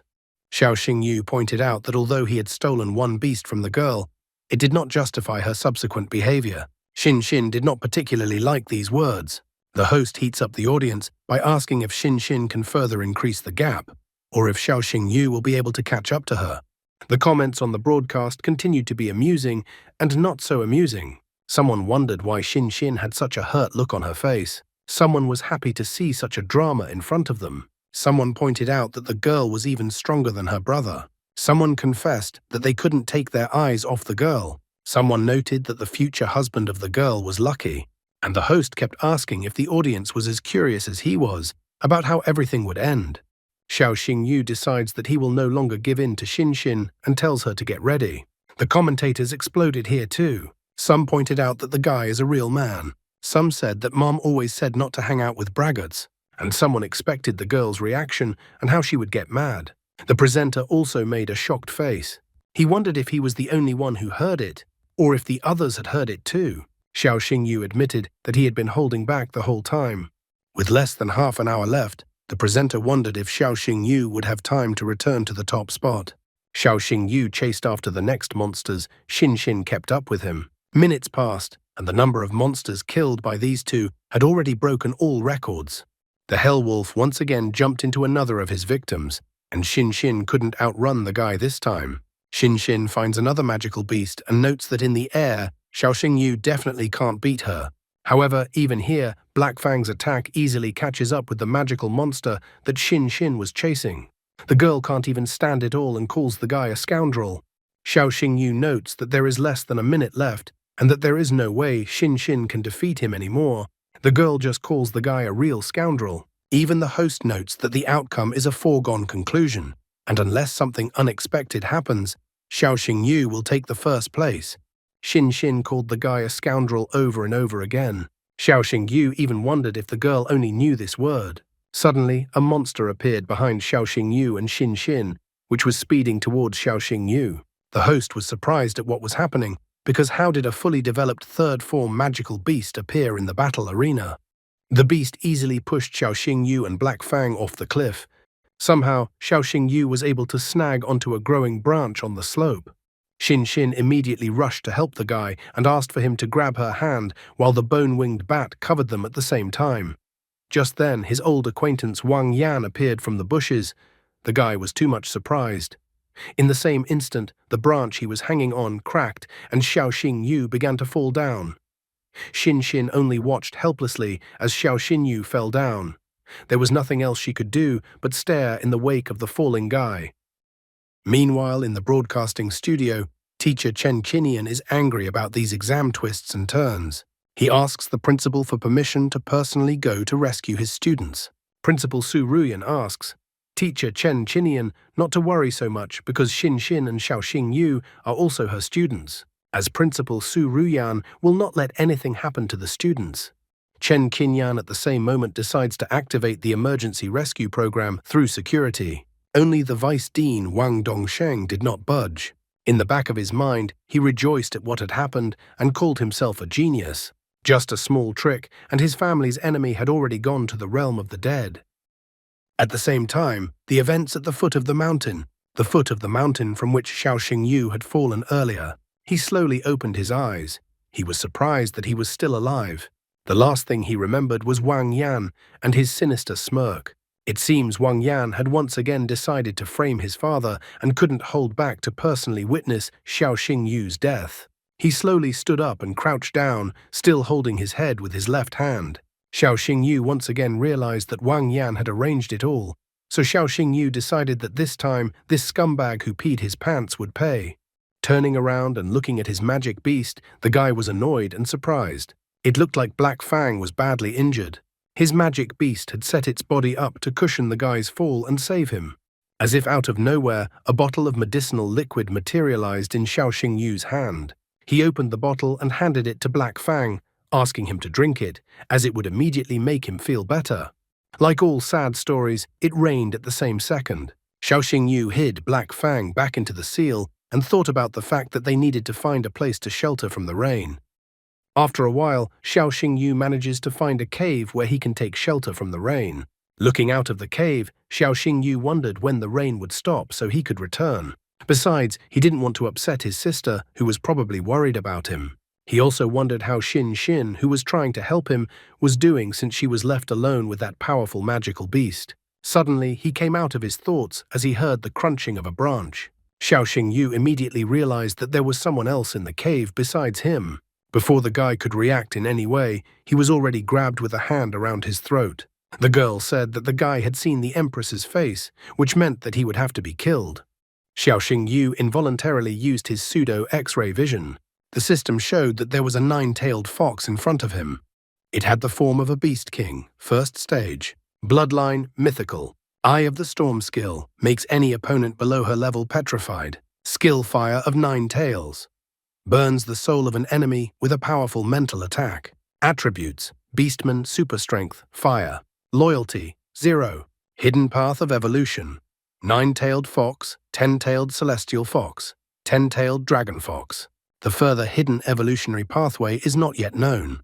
Xiao Xingyu was surprised that this was the 9-tailed fox. The 9-tailed fox did not expect that some person knew who it was. Xiao Xingyu in his thoughts only notices that knowledge won't help him, as against a monster of this level it doesn't stand a chance. The 9-tailed fox decided that the guy should definitely not be left alive and squeezed the guy's throat even harder with her hand. Struggling to utter words, Xiao Xingyu asks the fox to wait. The guy tells me that he knows that the 9-tailed fox was injured by a purebred dragon. Without treatment, she will die in half an hour. The 9-tailed fox tried to find out how the guy knew about this, but her strength was leaving her and she involuntarily let go of the guy. Xiao Xingyu decided that this was his chance and tried to use his mark on the 9-tailed fox. The 9-tailed fox from such a bright light immediately covered its eyes. The 9-tailed fox had already started coughing up blood. Xiao Xingyu realized that the treatment does not need to be delayed. He declares that since he has realized who she is, then any details can't escape him.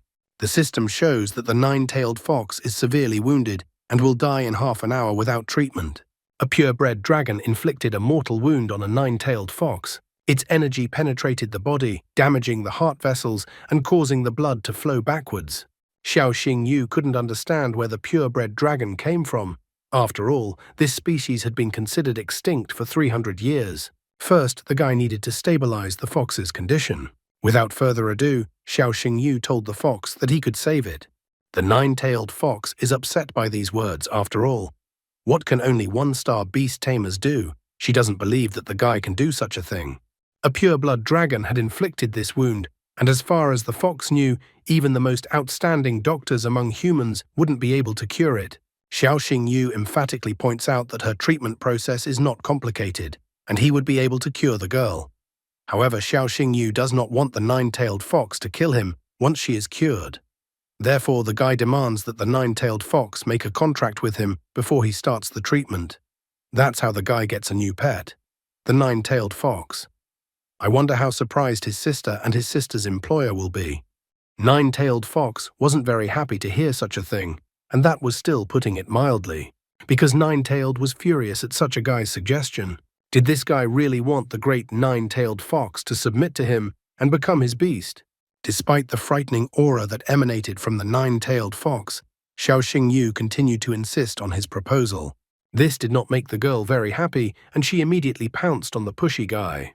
The 9-tailed fox grabbed the guy by the throat, but the guy didn't chicken out even here. He told the girl that she could easily kill him, but then she herself would not live long. She was angry about the whole situation. How could she even bow down to a man? However, despite her anger, it seems the consequences of fighting the dragon were getting worse. The 9-tailed fox became dizzy and everything around her began to blur. After that came a choking cough. Xiao Xingyu reports that the girl should have already realized that the dragon's power had penetrated right into her heart. He once again suggests that the girl make a contract. After all, if she doesn't, it will be too late to help her. The nine-tailed fox couldn't die so easily.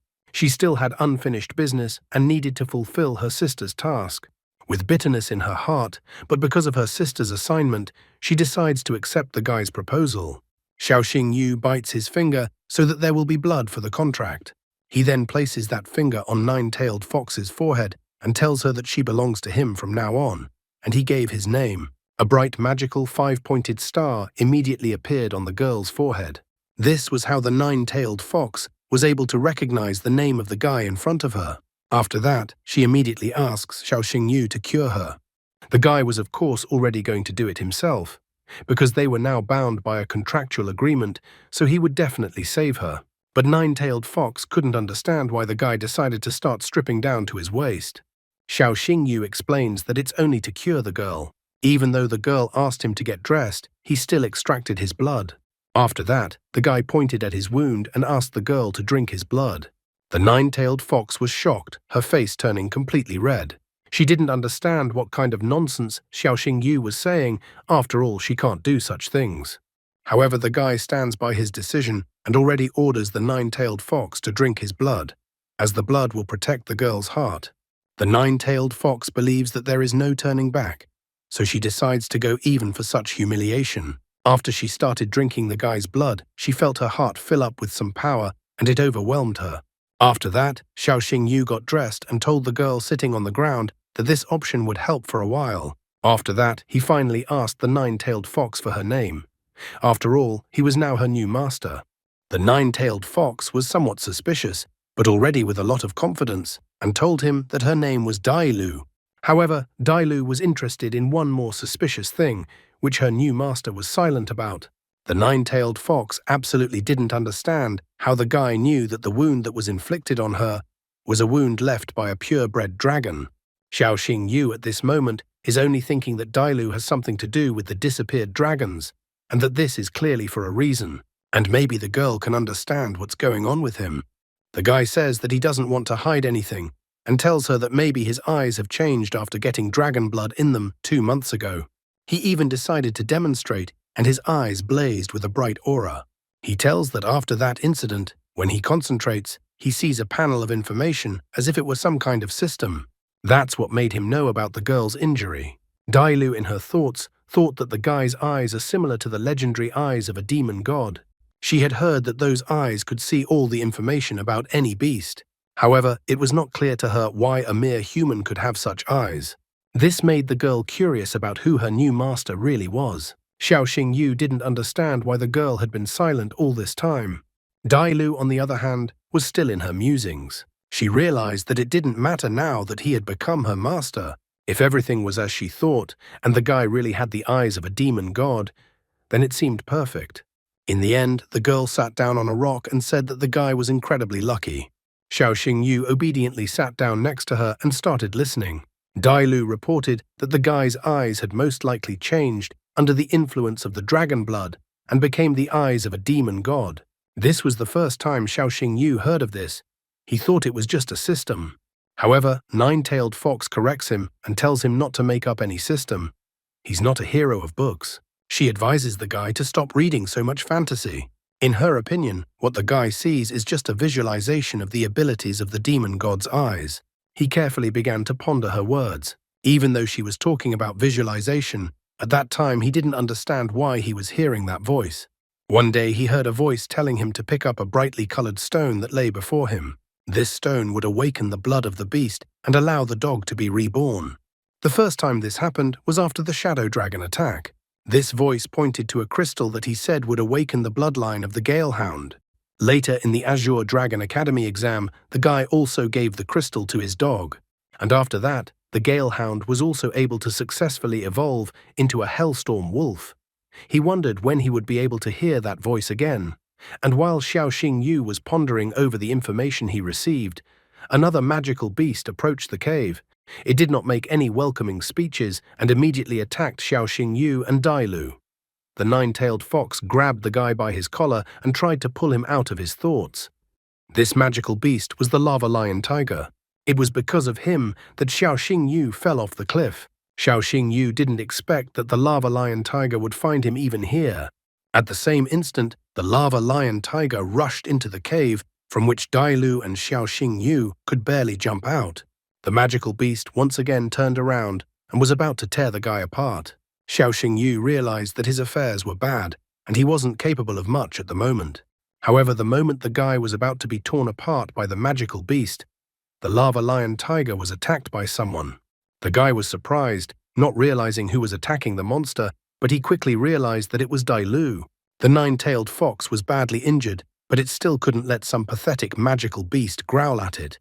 The lava lion tiger was not afraid of the girl and attacked her with its paw, trying to pierce her with its claws. As a result of this, he managed to plow Dailu to the ground. This only infuriated Nine-Tailed Fox even more. She didn't understand how such a pathetic beast dared to attack the Empress. Dailu reports that for such insolence, it was as if the monster had asked for her to destroy it. Therefore, she does not hesitate to use the true eye of heaven without any hesitation. Not long ago, he was a majestic lava lion tiger magical beast, but now he was just a stone statue. This was what he had turned into after the nine-tailed fox attacked. After that, the lava lion tiger collapsed and all that was left of it was a pile of stones. Xiao Xingyu breathed a sigh of relief because they were now safe. However, he suddenly felt unwell. He felt dizzy and his eyes began to close. Dailu could not do anything and only called his name. At the same moment, Xiao Xingyu woke up in his subconscious. The huge dragon in his subconscious greeted him.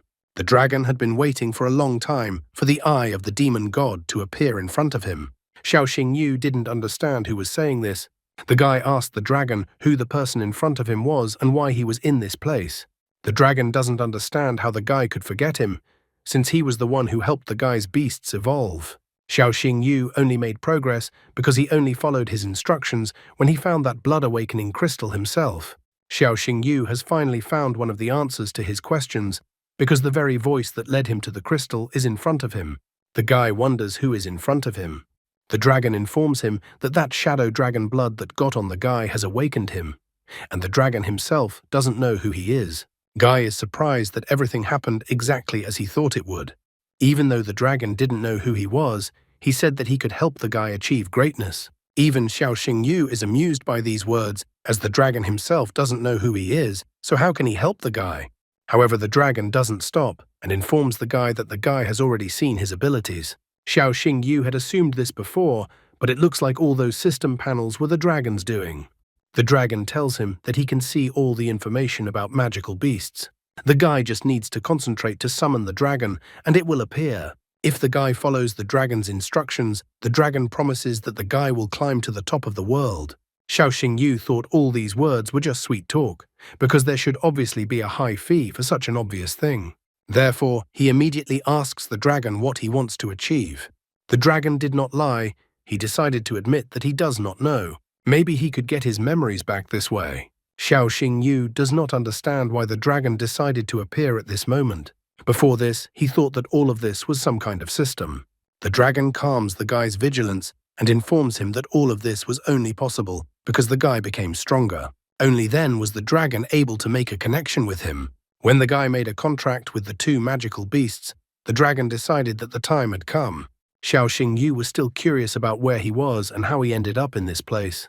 The dragon informs him that it is the guy's subconscious mind, and he himself decided to meet the guy while he is fainting. Only now does Xiao Xingyu realize that he has fainted, and the dragon after that decides that the guy already needs to wake up.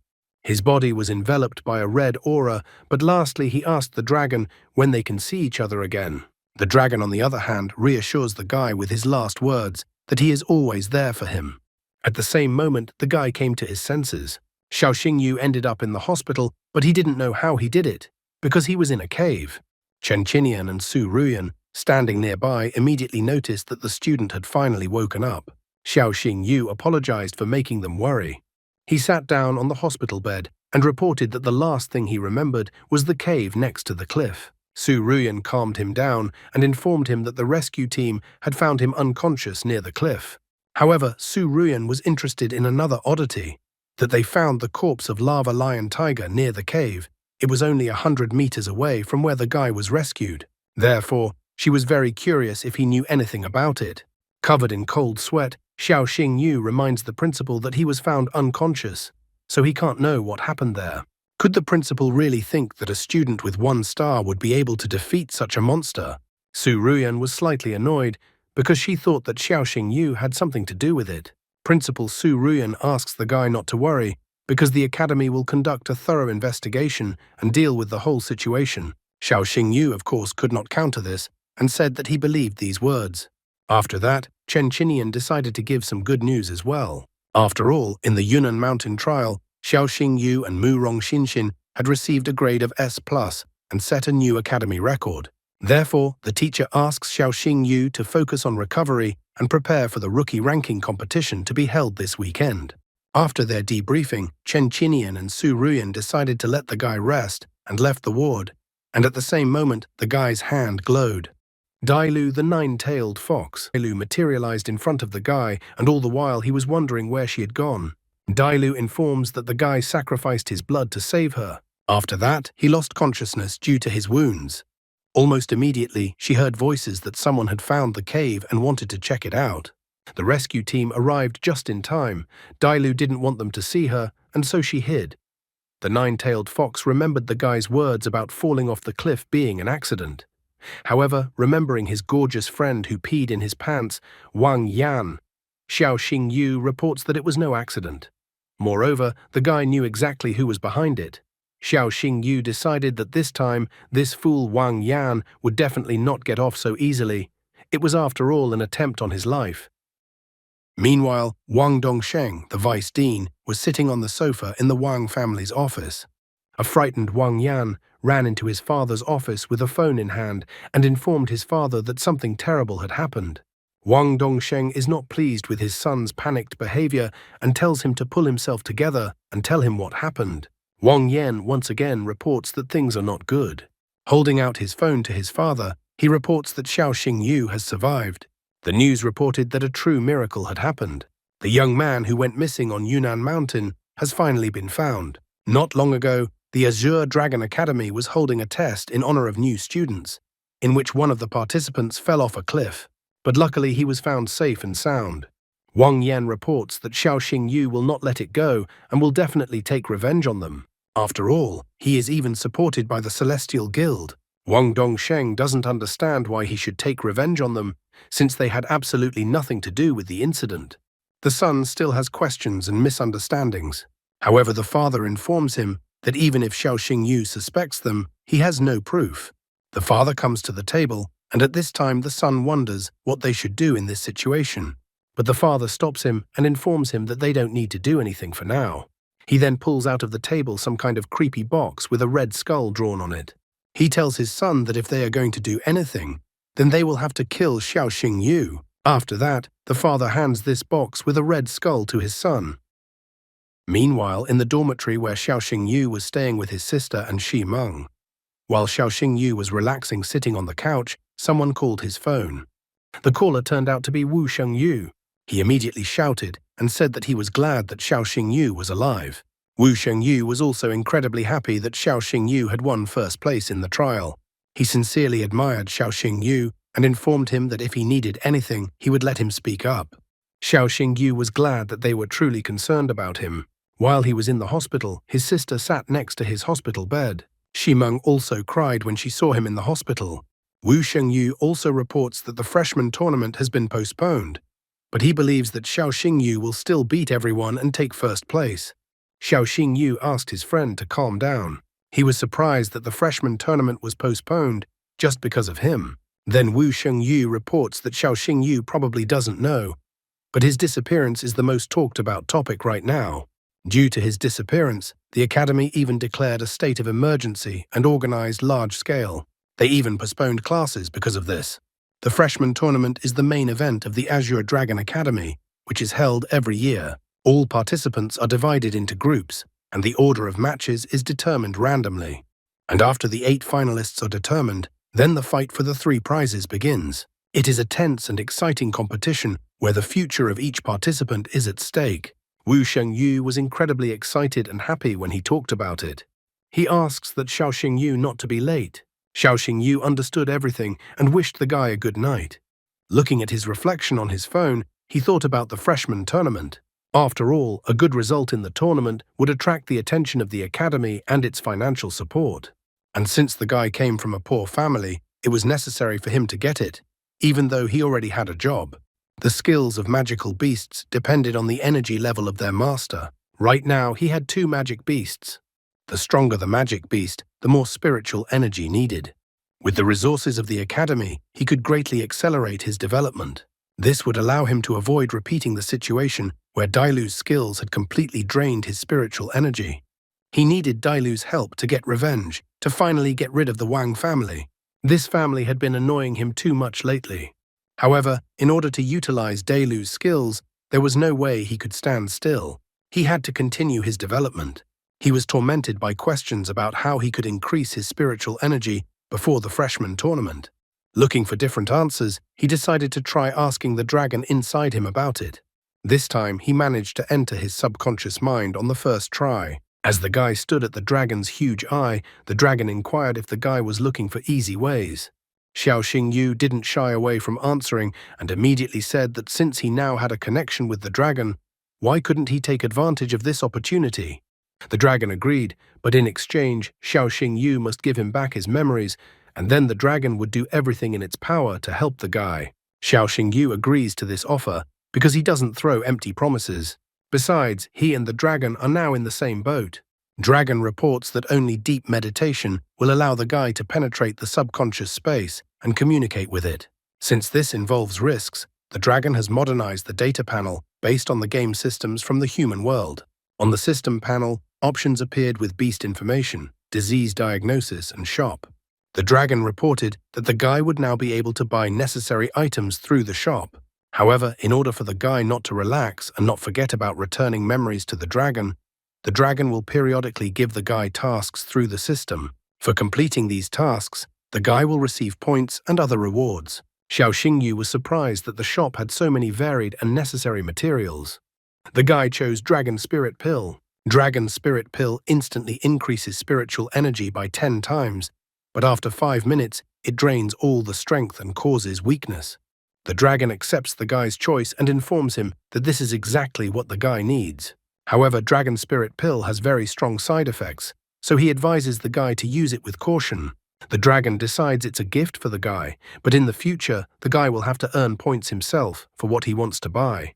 Dragon also informs him that all he has to do is mentally say, "Beastmaster breaks through the void, Holy Shield obeys," to activate the system. And now the dragon needed to recover, so he asks that the guy try not to disturb him unless absolutely necessary. Xiao Xingyu understood and wished the dragon a good rest, to which the dragon thanked the guy. Looking at the guy leaving his subconscious, the dragon only hoped that the guy would not disappoint him. The next morning in the dormitory, Xiao Xingyu informed his sister that he had gone to study. The sister is worried and asks that her brother not to run like this, as he has only recovered. Ximeng also asks that he take care of his health. The guy wishes them a good day and leaves the dormitory. The long-awaited event for all freshmen, the freshman tournament, is already going to be held today. He even wonders if Wu Sheng missed him while he was away. While walking to the academy, he suddenly noticed a wanted flyer on a pole, and the guy was really surprised by it. On the flyer was a picture of Dailu, a 9-tailed fox was wanted, a reward of 3 billion. She was accused of theft.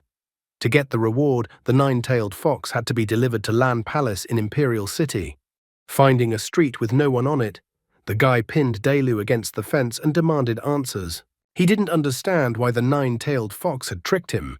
Xiao Xingyu pokes the girl's face with the wanted poster and wonders why she didn't tell him that she was wanted by the imperial family.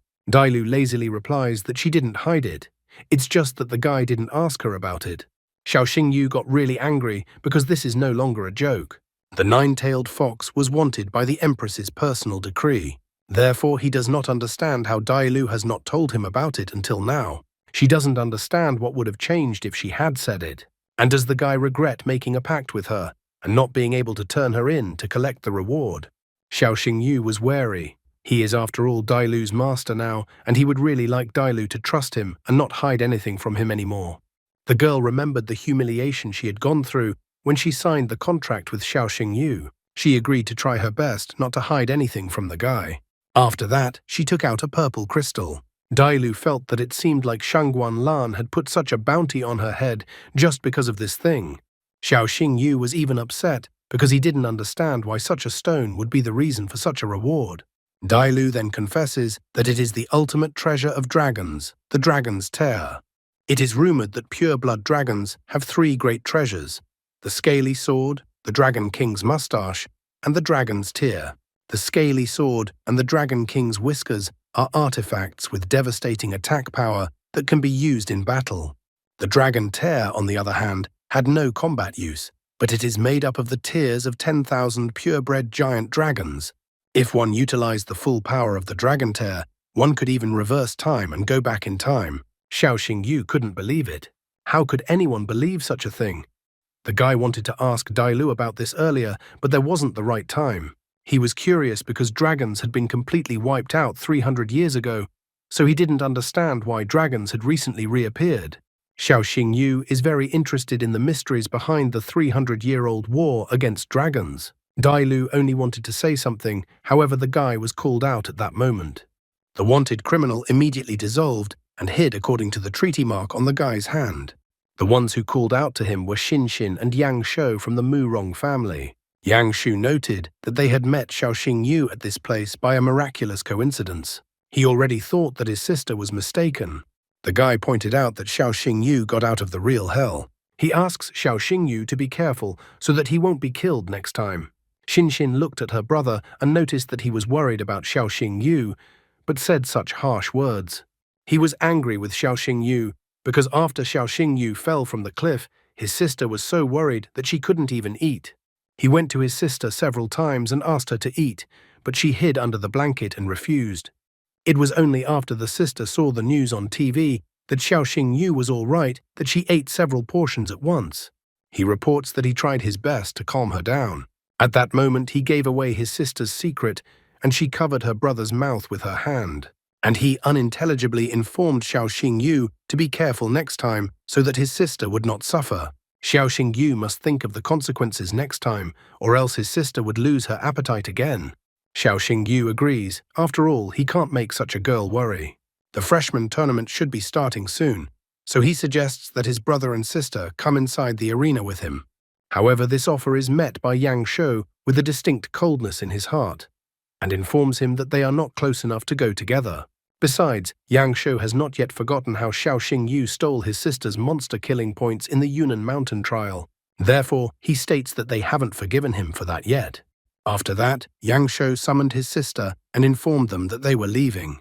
Xiao Xingyu absolutely could not accept such behavior, for he had no way of understanding why Yang Shou had even spoken to him. Soon, all the students gathered in the arena at the Azure Dragon Academy. A celebratory fireworks display was even launched in honor of it. The host welcomed all the students and faculty gathered in the arena. He announced that the annual freshman tournament was about to begin. All freshmen should draw lots to determine the order of the fights. After that, the host asked everyone to line up to start pulling lots. Wang Yan couldn't take his eyes off his opponent, for Xiao Xingyu had indeed returned unharmed, even though he had so skillfully watched him fall from the cliff from the bushes. However, this time, Wang Yan planned even more treachery, or rather not he planned, but his father, who gave his son a box with a red skull drawn on it. This time, Wang Yan swears that he will definitely make sure that Xiao Xingyu will never rise again. Next, the host called out the next student for the draw, and Wang Yan headed towards the host. The other students were not happy with him. After all, he is the son of the vice dean. It was rumored that Wang Yan was taking advantage of his father's status to molest girls in the library. But in the arena, Xiao Xingyu beat him so badly that he lost all dignity. The other students considered Wang Yan the biggest disgrace of the Azure Dragon Academy. Wang Yan couldn't help but hear all these whispers from the students and the disgust directed towards him. It made him angry, and it was all because of the humiliation from Xiao Xingyu. He pulled out a piece of paper and joyfully thought that today he would pay back Xiao Xingyu 100 times what he had humiliated him with. The host announced the start of the 7th round, and it was Xiao Xingyu versus Wang Yan. After all, Wang Yan had drawn Xiao Xingyu's name in the draw, of course. I wonder how much the mysterious skull box will help him against Xiao Xingyu. or he will be humiliated again, and he will not get away with humiliation alone. Host was surprised. He even thought he was imagining things, because it was once again the Xiaoxing Yu versus Wang Yan confrontation.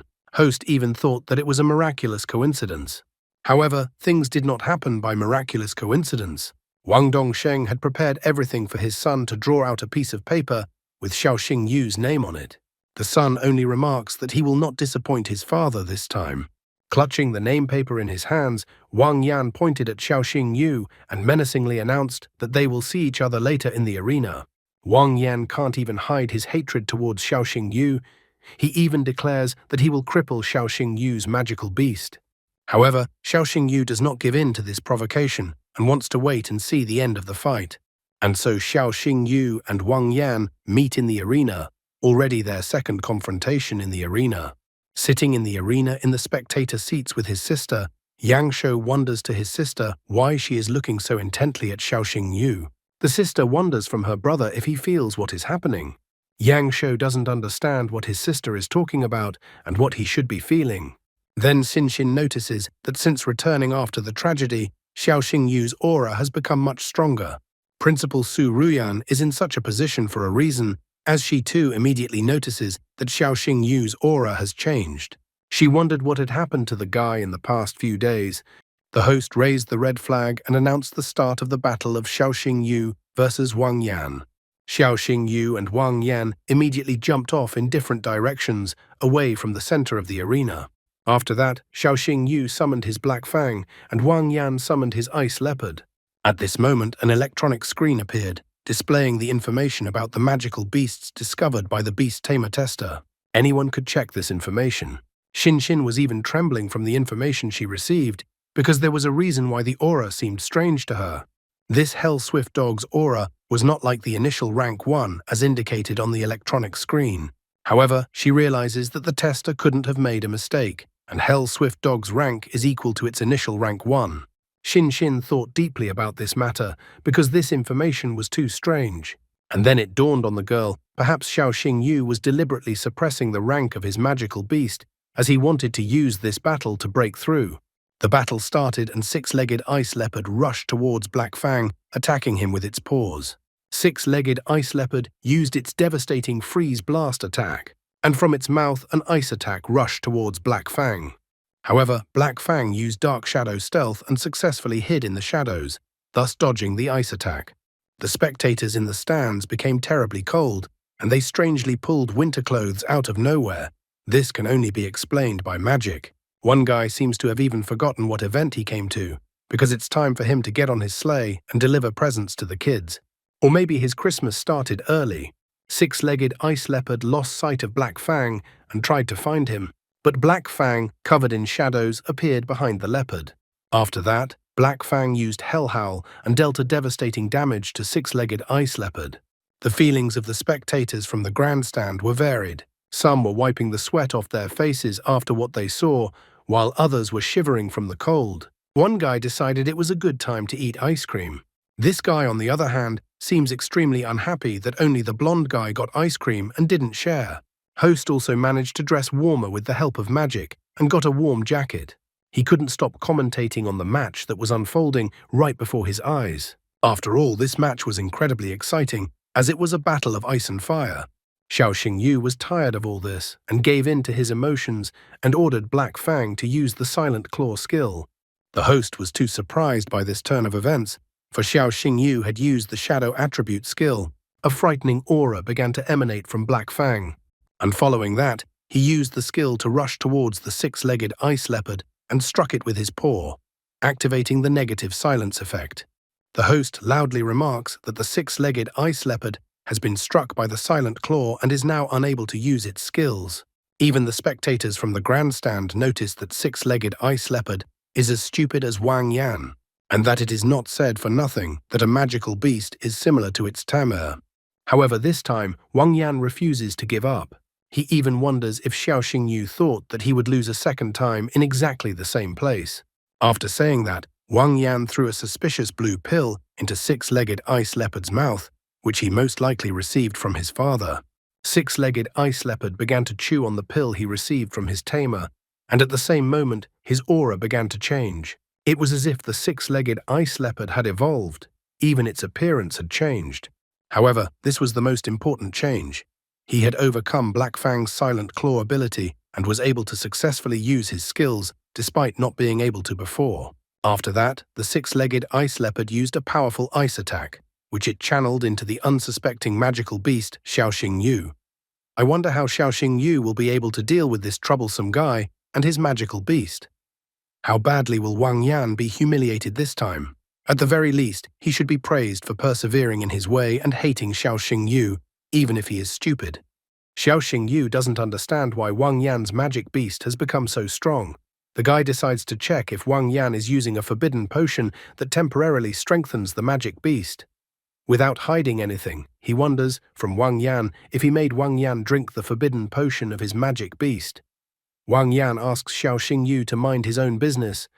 After that, the six-legged ice leopard uses the Ice Squall ability. A powerful ice attack rushed towards Black Fang. Black Fang struggled to bear six-legged ice leopard's ice attack. Xiaoxing Yu asks if Black Fang can hold out against such an attack. Wang Yan is unwilling to stop there and has another trump card up his sleeve. He tells his magic beast to use an even more devastating attack, the Ice Hammer.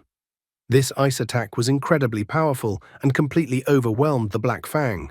One of the students watching was surprised that the six-legged ice leopard had suddenly become so powerful. Another student also noticed that the balance of power had changed because of this, and that Xiaoxing Yu could have lost at any moment. Wang Yan starts to boast that last time he just gave in, but now he will show his full power in a confrontation with Xiaoxing Yu. Meanwhile, Vice Dean Wang Dongsheng asked the principal about his son, noting that his son's talent is as good as Xiaoxing Yu's. Principal Su Ruyan is extremely dissatisfied with what she has seen and heard. She understands that the six-legged ice leopard couldn't just increase its power dramatically. She even thinks that the father and son are idiots for doing such a thing. Host, meanwhile, continues to comment on the fight. He notices that Xiaoxing Yu is in a difficult position. It was clear to him that if the fight continued at this pace, Hellstorm Wolf would not only lose the fight, but also get seriously injured. After that, Wang Yan also uses the Winter Blizzard ability. Xin Xin is worried about the guy. Principal Su Ruyan is still not happy with what is happening. Chen Qinian and Wu Sheng are also worried about the guy. The host wonders if Xiaoxing Yu has a trump card that will turn the tide of the battle.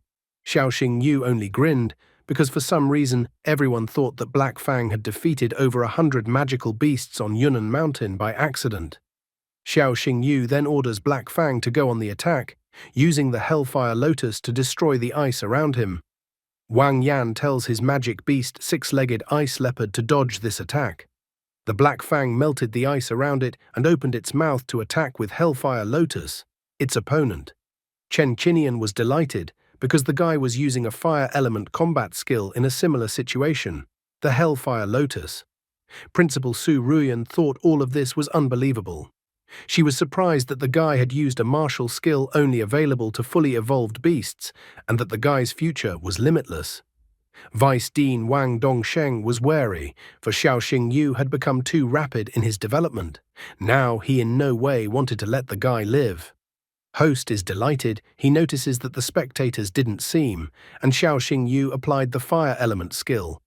The host is surprised that Hellstorm Wolf only has the initial form, but he managed to master such a skill. The host's opinion had changed, and now he already believed that if Xiaoxing Yu's development continued, Xiaoxing Yu would be able to surpass Ye Ningshuang. Xiaoxing Yu uses the Hellfire Lotus, and this swift attack powerfully swarms the six-legged ice leopard. Watching such a devastating attack, the host believes that Xiaoxing Yu will become the best in the entire Azure Dragon Academy. When the dust settled from such a devastating attack, the six-legged ice leopard could no longer fight. There was a sepulchral silence in the stands. Host looked at the battlefield, and seeing the end of the battle, he decided to announce the winner of the battle. Host announced that the winner of this confrontation was Xiaoxing Yu. Many students thought that the guy was a real monster. Some of the students marveled at what kind of destructive ability the Hellstorm Wolf had. After that, someone asked everyone to look at the electronic scoreboard because Hellstorm Wolf's data had changed. Originally, the Hell Storm Wolf was only at the first step of the initial form, but now it had reached the third step at once. The host announced that Xiaoxing Yu had set an unprecedented record. Wang Yan, on the other hand, was sitting on the ground at this moment, almost crying because he had once again suffered a humiliating defeat at the hands of Xiaoxing Yu. Even his father's help did not help Wang Yan defeat Xiaoxing Yu. At this time, the host was praising Xiaoxing Yu. He marveled that this was the first time since the Azure Dragon Academy started holding a freshman tournament that a magical beast was able to climb 2 steps right in the arena. The person who had shown such marvelous progress was Xiaoxing Yu. Wang Yan got up from his knees and looked at his magic beast, which no longer needed any help from his beast Tamer. Xiaoxing Yu stroked the Black Fang as it excelled on the battlefield. After Black Fang had defeated dozens of magical beasts on Yunnan Mountain, he had to face the lava lion tiger. After surviving many deadly trials, Black Fang was already at the threshold of evolution. Xiaoxing Yu used the 6-legged ice leopard's ice abilities to corner the Black Fang. This move was to encourage Black Fang to overcome the next obstacle. At this time, Vice Dean Wang Dongsheng's voice came from the teacher's podium. He asked for all accusations to be supported by evidence. Xiaoxing Yu wondered what Wang Dongsheng was up to, so he decided to go and see. Vice Dean Wang Dongsheng reminds everyone else that the rules of the competition state that the fight is fought until a winner is determined. He also remarks that the 6-legged ice leopard is already dead, so this proof should be enough. The other teachers support Wang Dongsheng, noting that Xiaoxing Yu is talented, but at the same time he is tough and ruthless, so they don't want to keep him in the academy. Another teacher supports this decision that the guy should be expelled.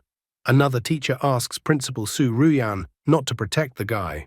However, Principal Su Ruyan is adamant and demands that they investigate everything first before passing judgment. She believes that until the truth is revealed, she will not spare anyone who tries to deceive her student.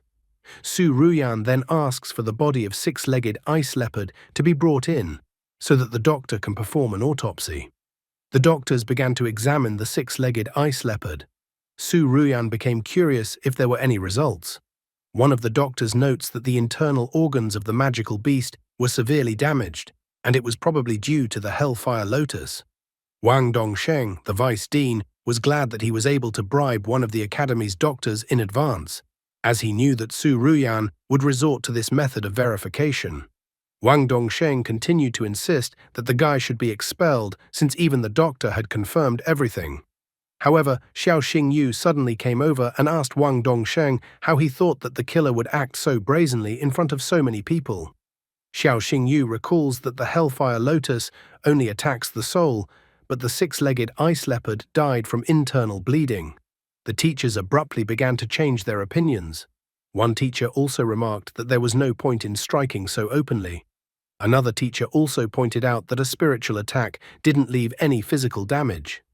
Xiaoxing Yu pointed his finger at the doctor Wang Dongsheng had bribed and asked him if he was sure of his statement after the autopsy. Xiaoxing Yu leaned closer to the doctor and told him that he shouldn't risk his career over a small bribe. The poor doctor was immediately frightened. He didn't know what to do now. Xiaoxing Yu remarked that the matter was extremely serious, so he asked to have the 6-legged ice leopard's blood analyzed to check everything again. Principal Su Ruyan agrees with this request and decides to do it immediately as well. 10 minutes later, the doctor finally finished examining the 6-legged ice leopard. Soon the doctor ran up to Su Ruyan and in a trembling voice began to tell her what caused 6-legged ice leopard to die. Su Ruyan was fed up with this, so she told the doctor to make it clear.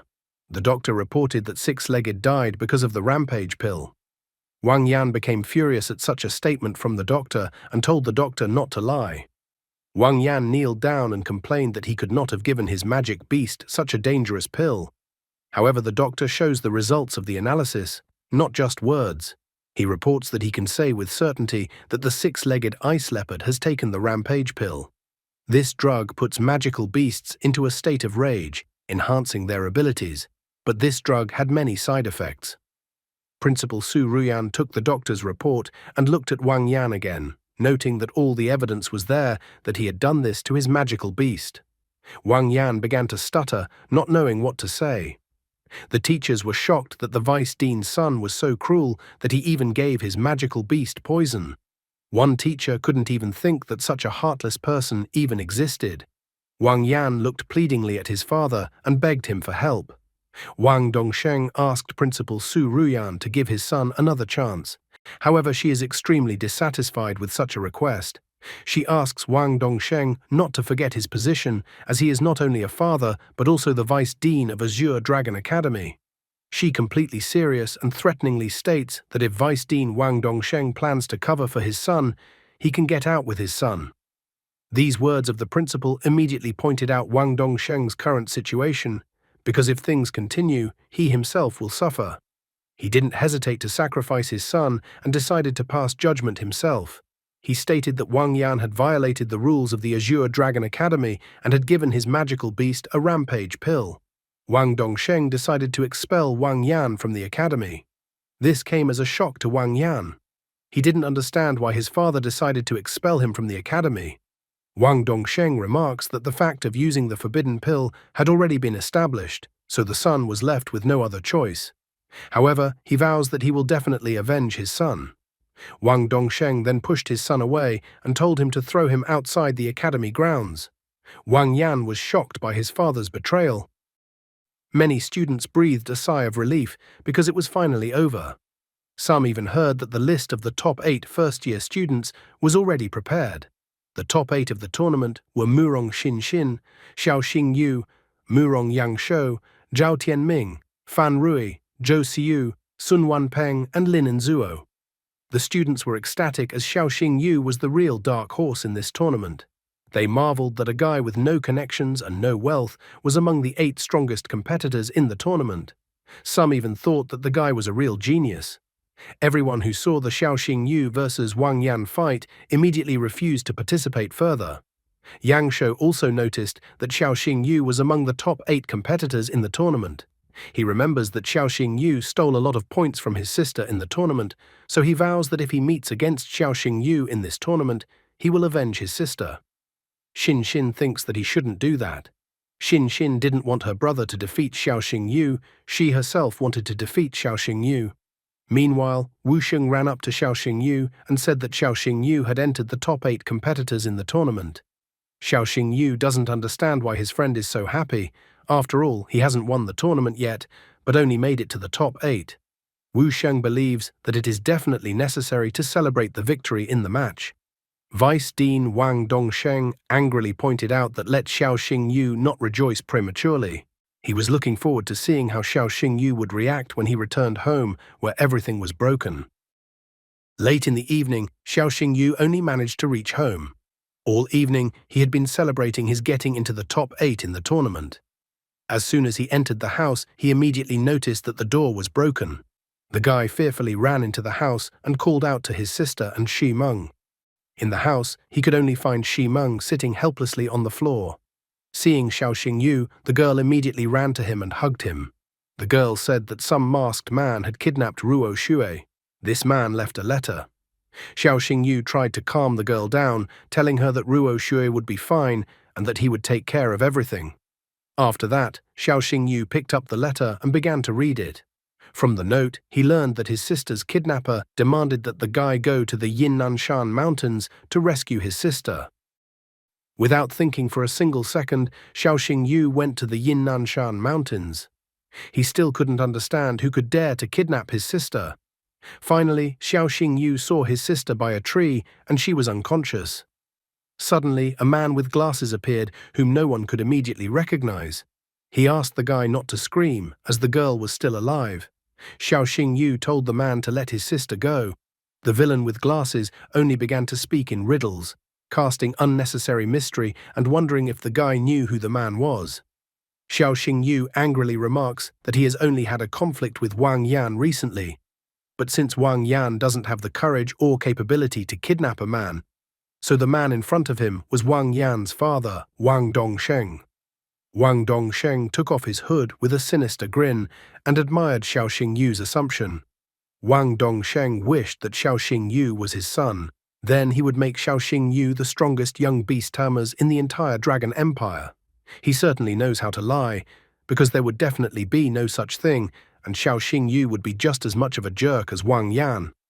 Wang Dongsheng is disappointed that life turned out differently and reminds him that Xiao Xingyu even injured his son, so he must kill Xiao Xingyu by all means. Wang Dongsheng then called out he used the Earth Force and summoned the Stone Guardian. He summoned his magical beast, Rock Demon Bear, which looked like an angry bear with a huge hammer. Wang Dongsheng notes that his Rock Demon Bear has the form of a king of beasts. Rock Demon Bear is constantly in a state of absolute defense, making it invulnerable to physical attacks, and also the magical beast can neutralize any control skills. Wang Dongsheng observes with a sneer that single-star beast tamers against a king-class beast can do nothing, so Xiao Xingyu's path must break at this point. However, Xiao Xingyu did not lose optimism and thought that Wang Dongsheng would be disappointed. This made Wang Dongsheng adjust his glasses and chuckle. He thought that the guy would summon his pitiful dog, which would become an appetizer for Wang Dongsheng's magical beast. Xiao Xingyu raised his right hand up and smiled, because he didn't say that he only had one magical beast. Xiao Xingyu summoned Dailu and told her to destroy the bear. The very sky opened up with lightning, and the summoning of the magical beast had an effect even on the weather. Wang Dongsheng doesn't quite understand what's going on, but senses the frightening aura that just appeared. Dailu appeared and immediately began to stretch as if he had just woken up. She wondered what had happened at Xiao Xingyu's place, that he had summoned her. The girl complains that she wasn't given a proper sleep. She even demands that Xiao Xingyu should think of moral compensation for her. Xiao Xingyu orders that Dailu should quickly kill the bear. However, Dailu first wonders if she can go to sleep afterward, if she will deal with the bear. Xiao Xingyu is not that stingy, so he informs her that Dailu can then sleep as much as she wants. Wang Dongsheng's face was covered in cold sweat when he saw the magical beast Xiao Xingyu. He decided that he had to do something first, so he sent his Rock Demon Bear to attack. However, Dailu only had to glance at the Rock Demon Bear, and it immediately froze before reaching the nine-tailed fox. Rock Demon Bear froze in one place, and soon it petrified after being subjected to Dailu's ability. At this moment, Wang Dongsheng was confused and became even more frightened as he realized who was in front of him. He recognized that the nine-tailed fox in front of him was the royal grade beast that was wanted all over the country. Wang Dongsheng was shocked that Xiao Xingyu had contracted with the empire's most wanted criminal. Xiao Xingyu should realize what would happen to him if this became known. However, Xiao Xingyu also remarks that since he showed nine-tailed fox in front of Wang Dongsheng, he has no plans to let Wang Dongsheng go alive. Wang Dongsheng is not even happy with such a comparison, as does the guy really believe that he can bridge the gap between 1 and 6 stars with just one summoned magical beast. Wang Dongsheng did not get his position for nothing, for he was a 6th-star beast tamers. Wang Dongsheng was quite experienced, and so his Rock Demon Bear did not die instantly and was able to remove the petrification.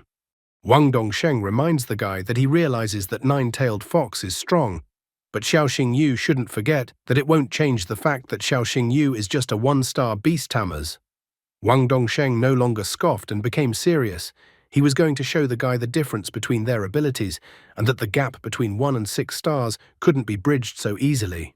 Rock Demon Bear became enraged, and a rather frightening dark aura began to emanate from him.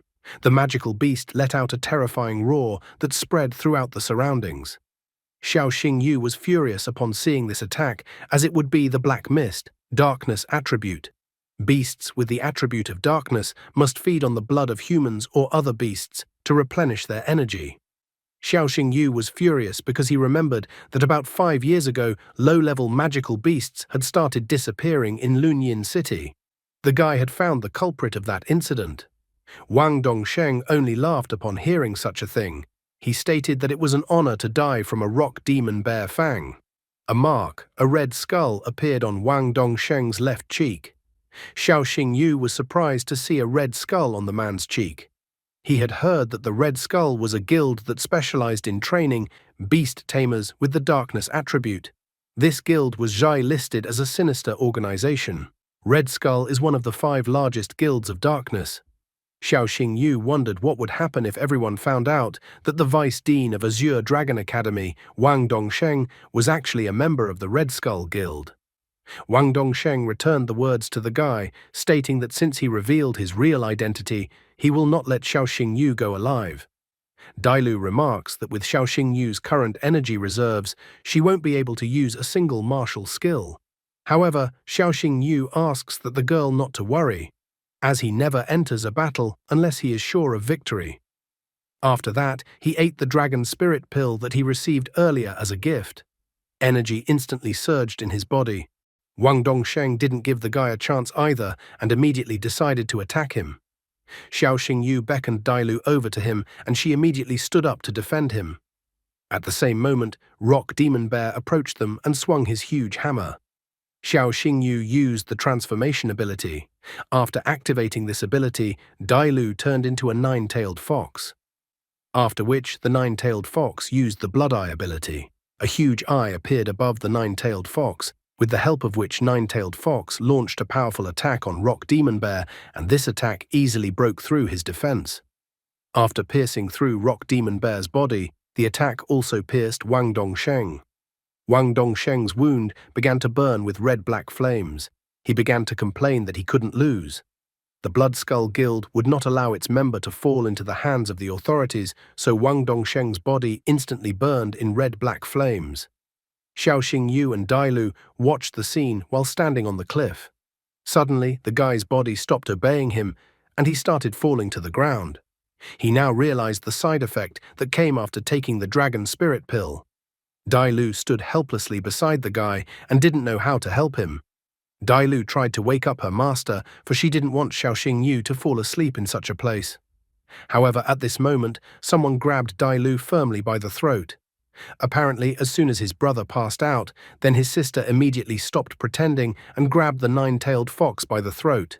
Sister immediately decided to point out Nine-Tailed Fox's place in the hierarchy. Dailu immediately sensed the eerie odor coming from Xiao Xinyu's sister. Sister was surprised because she never thought that a royal-grade magical beast had decided to contract Xiao Xingyu.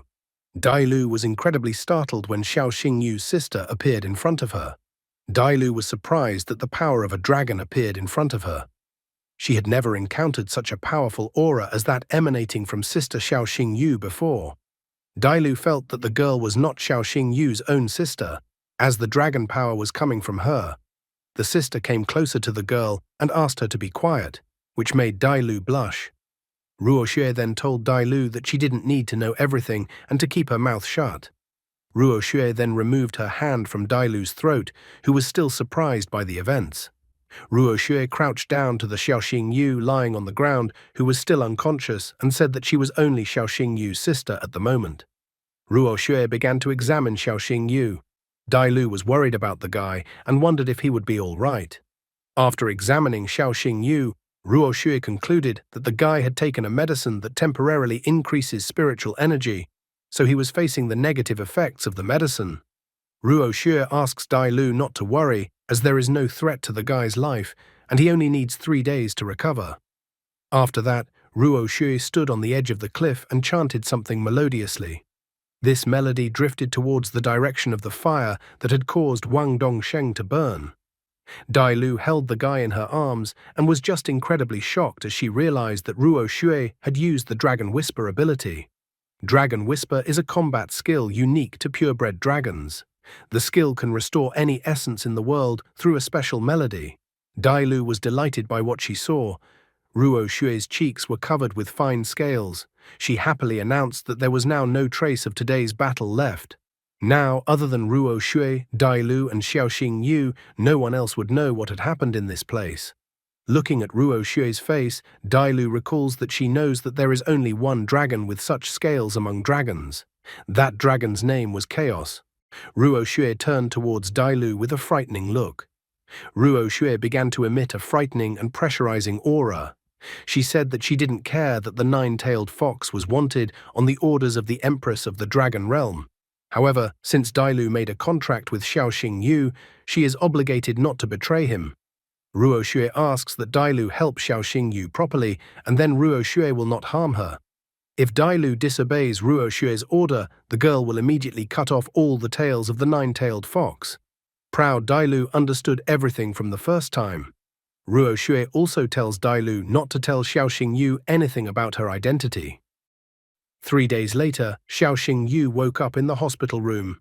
He was happy to see his sister as well as Principal Su Ruyan. His sister was so happy that her brother was fine, because she was so worried about her brother. Xiao Yu asks his sister and pressurizes him like this, since he has not fully recovered yet. Xiao Yu first wonders what happened that night. Ruo Xue said that when she woke up, she found that they were on Yinnanshan Mountain and her brother was lying unconscious beside her. Although she didn't know what had happened, she saw that her brother was covered in sweat, so she immediately carried her brother down to get her brother some help. Xiao Yu was glad that his sister didn't notice anything suspicious, which means Dailu took care to cover up the details of what happened. Principal Su Ruyan reports that the guy was unconscious for 3 days and missed the semi-finals and finals of the freshman ranking tournament. The first-place winner was Murong Xin and the second-place winner was Murong Yangshou. Since the guy was unconscious for 3 days, his absence is considered a voluntary withdrawal from the tournament. However, as Principal Su Ruyan had learned, something strange had happened 3 days ago. Vice Dean Wang Dongsheng had disappeared. Xiao Yu became anxious after saying this, because perhaps because of such a coincidence, everyone began to suspect something. Ruo Xue immediately stared angrily at the woman after these words of the principal. She believed that if Su Ruyan dared to harm Xiao Yu, she would immediately kill her. Ruo Xue had already released the claws on her left hand. However, Su Ruyan said that she believed that the guy was innocent and would therefore continue to investigate the matter. Now, Azure Dragon Academy needed to find a new vice dean. Xiao Yu was surprised, for it seemed that Su Ruyan had decided to protect the guy. Once again sitting down on the chair, Su Ruyan also informed that she had not just come to check on the lad's well-being. She had come to inform about the Supernova tournament. This was the first time Xiao Yu had heard of such a tournament. The Supernova Tournament is a major event co-organized by the Azure Dragon, White Tiger, Red Crane and Black Turtle academies. 3 of the most talented rookies are chosen from each school to represent their academies. When it came to the most talented disciple, everyone would name Ye Ning-shuang. However, in last year's Supernova Tournament, she lost to Li Mucheng of White Tiger Academy and only came in 2nd place. Therefore, Su Ruyan wants Xiao Yu to become one of the representatives of the Azure Dragon Academy and restore the honor of the academy. In addition, Su Ruyan believes that this will be a great chance for the guy to make up for the lost opportunity of winning the freshman ranking tournament. Xiao Yu certainly understands Su Ruyan's opinion, but he doesn't even know the conditions for participating in this tournament. After that, Su Ruyan decided to talk about the rules for participating in the tournament. The first rule was that a participant must have at least 2 battle beasts. The second rule was that the participant must be a minimum of 2nd-star beast tamers. These were the 2 prerequisites for participating in the tournament. The tournament should be held next month, so Principal Su Ruyan believes that the guy will be able to qualify for the tournament.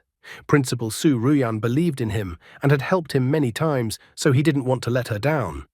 Plus, Xiao Yu wanted to see the strength of the White Tiger Academy that was able to defeat Ye Ning-shuang. Xiao Yu asked Su Ruyan not to worry, because he would get the 1st place in this tournament and bring back the greatness and honor of the Azure Dragon Academy. That same night, the guy set off for the mountains. One of the conditions for participating in the tournament was to contract at least 2 magical beasts. The guy already had 2 magic beasts, but Dailu was wanted all over the country, so she couldn't be summoned in open battles. Besides that, Black Fang was only an entry-level Hellstorm Wolf right now, so it would be difficult for him to participate in such a high-level tournament. Xiao Yu decided that it was time for Black Fang to become stronger, so he summoned him. Xiao Yu was glad that he had prepared everything in advance. After the principal left, he checked out of the hospital and bought some fire supplements and evolution materials with his salary as a beast tamer's doctor in the Celestial Guild. Some of them were rewards for the Yunnan Mountain Trials and the freshman ranking tournament. Xiao Yu laid out all of his stockpile of materials and supplements that he could acquire in front of Black Fang, and then asked Black Fang to eat all of these treats.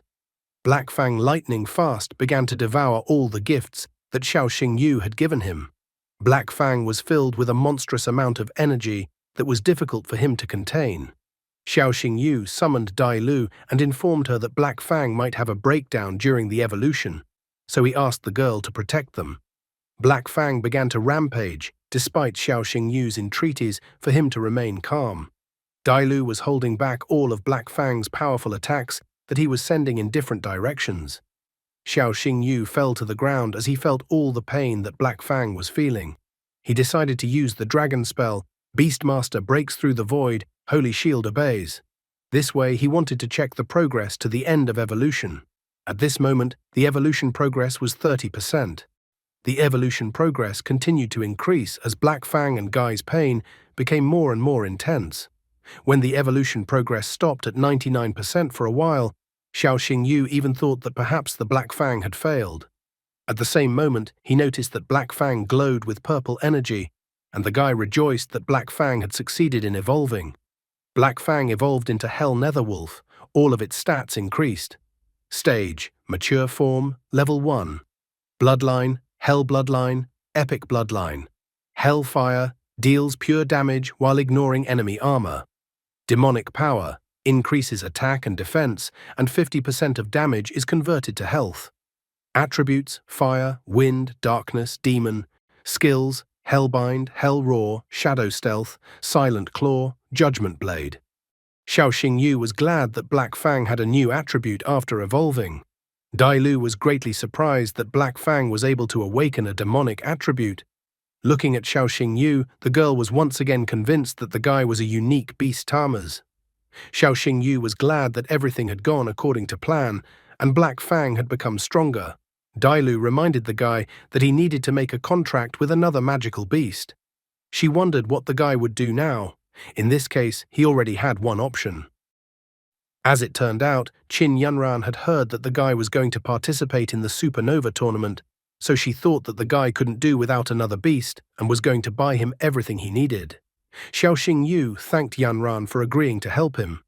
However, Yunran reminds him that Xiao Xingyu is her brother, so she will help take care of his problem, and besides, he only needed one magic beast. After that, they headed to the magical beast store.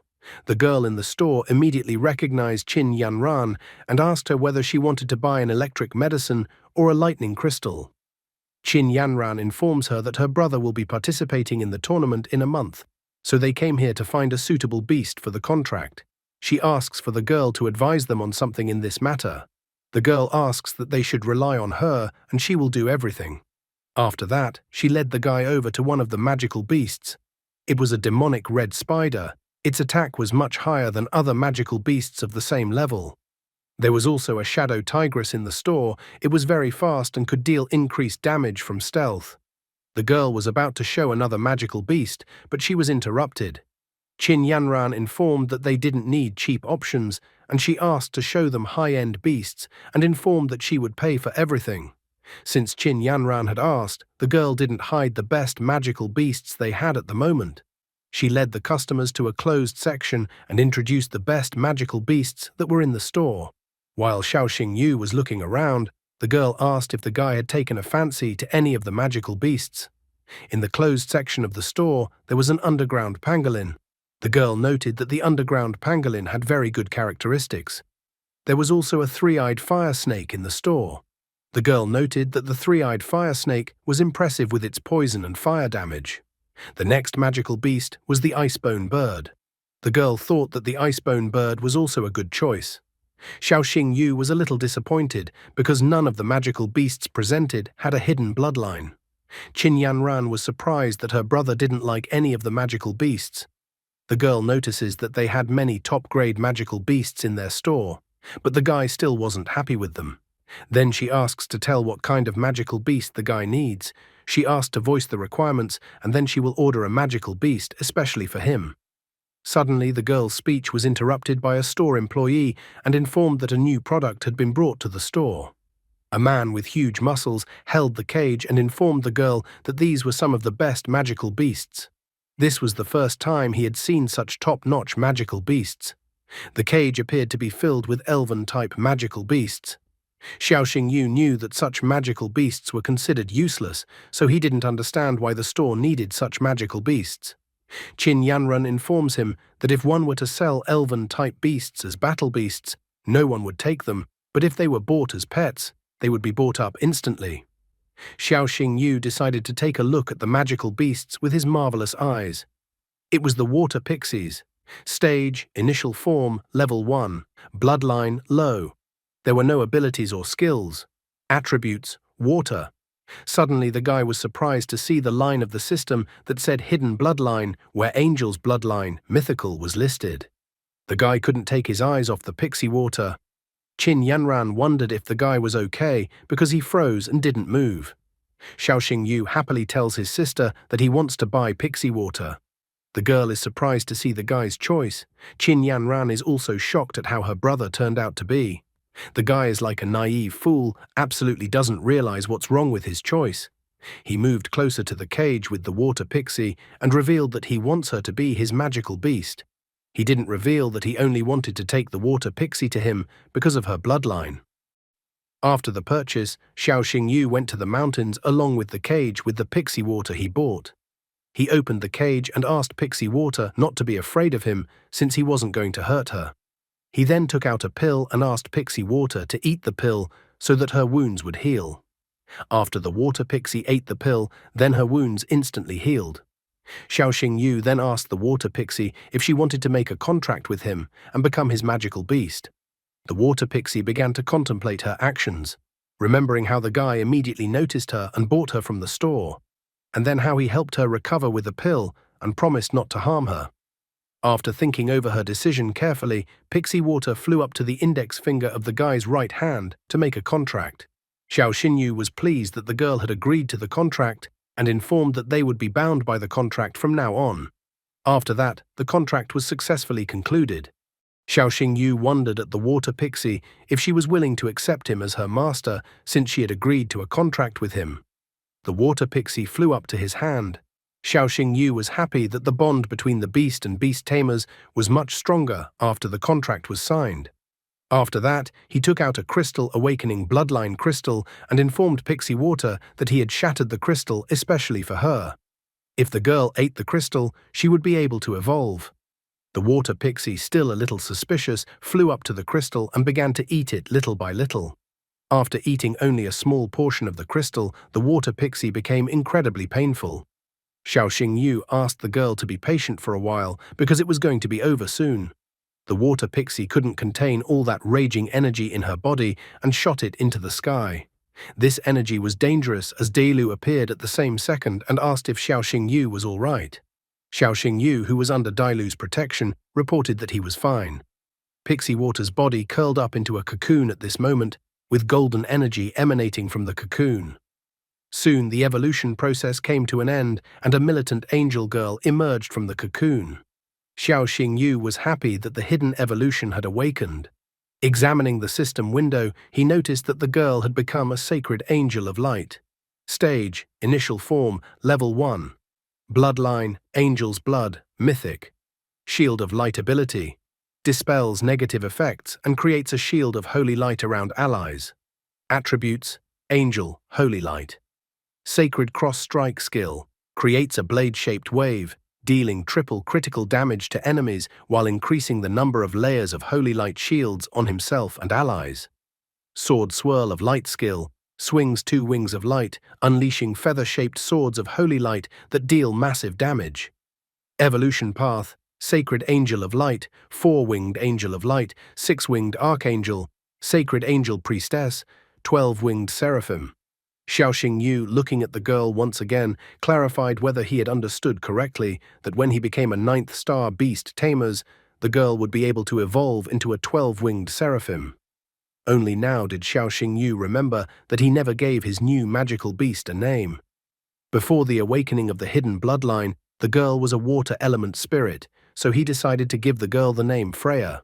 In Greek mythology, the name Freya is associated with the spirit of water. Freya immediately knelt down on one knee on the ground, as if welcoming the name given by her master. Xiao Xingyu said that from now on, he and Freya would fight side by side. Dailu noted that after he obtained another magical beast, he was one step closer to participating in the Supernova tournament. The next step is for beast tamers to become a 2nd star. Soon in the teacher's office, Chen Qinian was shocked to hear that Xiao Xingyu wanted to participate in the second Star Beast Tamer's exam. Xiao Xingyu notes that the Supernova tournament was about to start soon, so he needed to become a 2-star Beast Tamers as soon as possible. Chen Qinian couldn't understand why the young ones were so eager to grow up. The brother and sister from the Mu Rong clan had also passed the second star exam 3 days ago. Chen Qinian heard it said that Black Fang had already evolved to mature form, level 1. Chen Qinian thought that perhaps this would be enough for the requirements of the exam. Chen Qinian finally gave up and said that if Xiao Xingyu's spiritual power level was up to the standard, he would let the guy take the exam. Xiao Xingyu agreed to such conditions and wore a bracelet to measure spiritual strength. The other teachers were also interested in the test. One of the teachers noticed that many people were talking about Xiao Xingyu's outstanding spiritual power, so the teachers were curious to see what the guy could do. As soon as the guy put on the spiritual power bracelet, the numerical value immediately showed more than 1,000 and continued to rise. Finally, the numerical value stopped at 2,583. The teacher was shocked, because if she hadn't seen it with her own eyes, she would never have believed it. Chen Qinian noticed that usually when a beast evolves, the spiritual power of the host would also increase, but according to statistics, the average spiritual power level of 2-star beast tamers was in the range of 2,000 to 3,000. Chen Qinian noticed that none of his students, even the most talented ones, had spiritual power that reached such values. The highest value was 1,500, and that was only when their beasts had entered a mature form. But Xiao Xingyu's value was over 2,500. Chen Qinian allowed the fellow to take the 2-star beast tamer's exam. Xiao Xingyu teacher for allowing him to take the exam. Soon a helicopter was flying over the Blood Mist Canyon. Xiao Xingyu opened the door of the helicopter and realized that this was the place where his second star exam would be held. Principal Su Ruyan informed Xiao Xingyu through the earpiece that the guy had arrived at the entrance of Blood Mist Canyon, and that the 2-star Beast Tamer's exam would start at this place. Chen Qinian cautions the guy, reminding him that Blood Mist Canyon is full of magical beasts. If the guy realizes that he can't cope, he shouldn't be a hero, but should not give a distress signal. Standing on the edge of the helicopter, Xiao Xingyu announced that he was ready to start the exam. Principal Su Ruyan and Chen Qinian watched the guy through magic screens that displayed everything in the exam area. Su Ruyan reports that Xiao Xingyu's task is to go through the canyon all the way through. If he successfully reaches the exit, the exam will be considered passed. After that, Su Ruyan officially announced that the exam for 2-star beast tamers had officially begun. When Xiao Xingyu heard that the exam had started, he parachuted out of the helicopter and jumped straight into the canyon. Principal Su Ruyan and Chen Qinian were in the exam observation room. Chen Qinian informed Principal Su Ruyan that Xiao Xingyu had already entered the Blood Mist Canyon. In order to pass through the Blood Mist Canyon, the examinees must first fight the iron-toothed crocodiles. Then the student must escape from the bloody demonic spiders that dwelled in the demon cave. However, among the blood demonic spiders, there were sometimes individuals of the 3rd stage of the mature form. Chen Qinian wondered if Xiao Xingyu would be able to deal with such magical beasts. The teacher also recalled that because of yesterday's downpour, many magical beasts had appeared in the purple swamp. During his landing after skydiving to the ground, the guy noticed these magical beasts, which were iron-toothed crocodiles. Iron-toothed crocodile. Stage, initial form, level 3. The magical beast possessed many dangerous skills. Chen Qinian was scared for the guy when he landed with his parachute directly to the many iron-toothed crocodiles. However, the teacher believed that if Xiao Xingyu summoned his Hell Nether Wolf, he would be able to avoid danger. Finding himself practically in the jaws of all those iron-toothed crocodiles, Xiao Xingyu decided to summon his magical beast. Contrary to all the teacher's assumptions, the guy summoned Freya, who could perform well against such enemies. Chen Qinian was shocked that the guy had summoned a non-Black Fang. Principal Su Ruyan was also surprised that the guy had already managed to contract a second magical beast. After looking at Freya's characteristics and skills, Chen Qinian was shocked that he couldn't even hide his emotions. He confessed to Su Ruyan that Xiao Xingyu was a real monster because the guy was able to contract with the sacred angel of light. Chen Qinian could not believe what he had seen with his own eyes. He noted that such magical beasts had not been seen for many years. He wondered where Xiao Xingyu was able to find the sacred angel of light. Principal Su Ruyan had heard that 2 days ago Xiao Xingyu had bought a water pixie from a magical beast store. She speculated that perhaps the water pixie had evolved like that. Chen Chinian can't believe it, since water pixies are inferior beasts and the sacred angel of light has a purebred bloodline.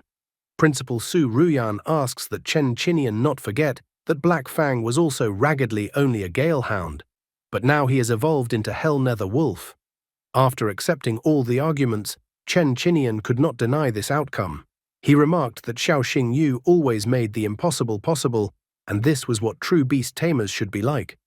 As soon as Xiao Xingyu landed on the ground, he found himself surrounded by iron-toothed crocodiles. However, the guy was not confused and ordered Freya to attack the magical beasts that were in front of them. Freya dealt with the iron-toothed crocodiles with consummate ease.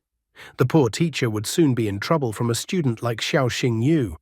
Chen Chinian couldn't help but be surprised as Freya defeated the iron-toothed crocodile in just one strike. He immediately realized that the real sacred angel of light was in front of him. Chen Chinian believed that his student's magical beast definitely had a mythical bloodline. Xiao Xingyu asks for Freya to guide him through the swamp. Freya is willing to fulfill Xiao Xingyu's task, but she decides otherwise and takes the guy in her arms. Xiao Xingyu clearly did not expect this outcome. As the girl flew using her wings along with the guy she held in her arms, the guy kept asking for the girl to put him on the ground. He felt that it was incredibly humiliating. Xiao Xingyu even covered his face with his hands in shame. However, Freya soon stopped and set the guy on the ground. A thick fog appeared in front of them, which they couldn't ignore.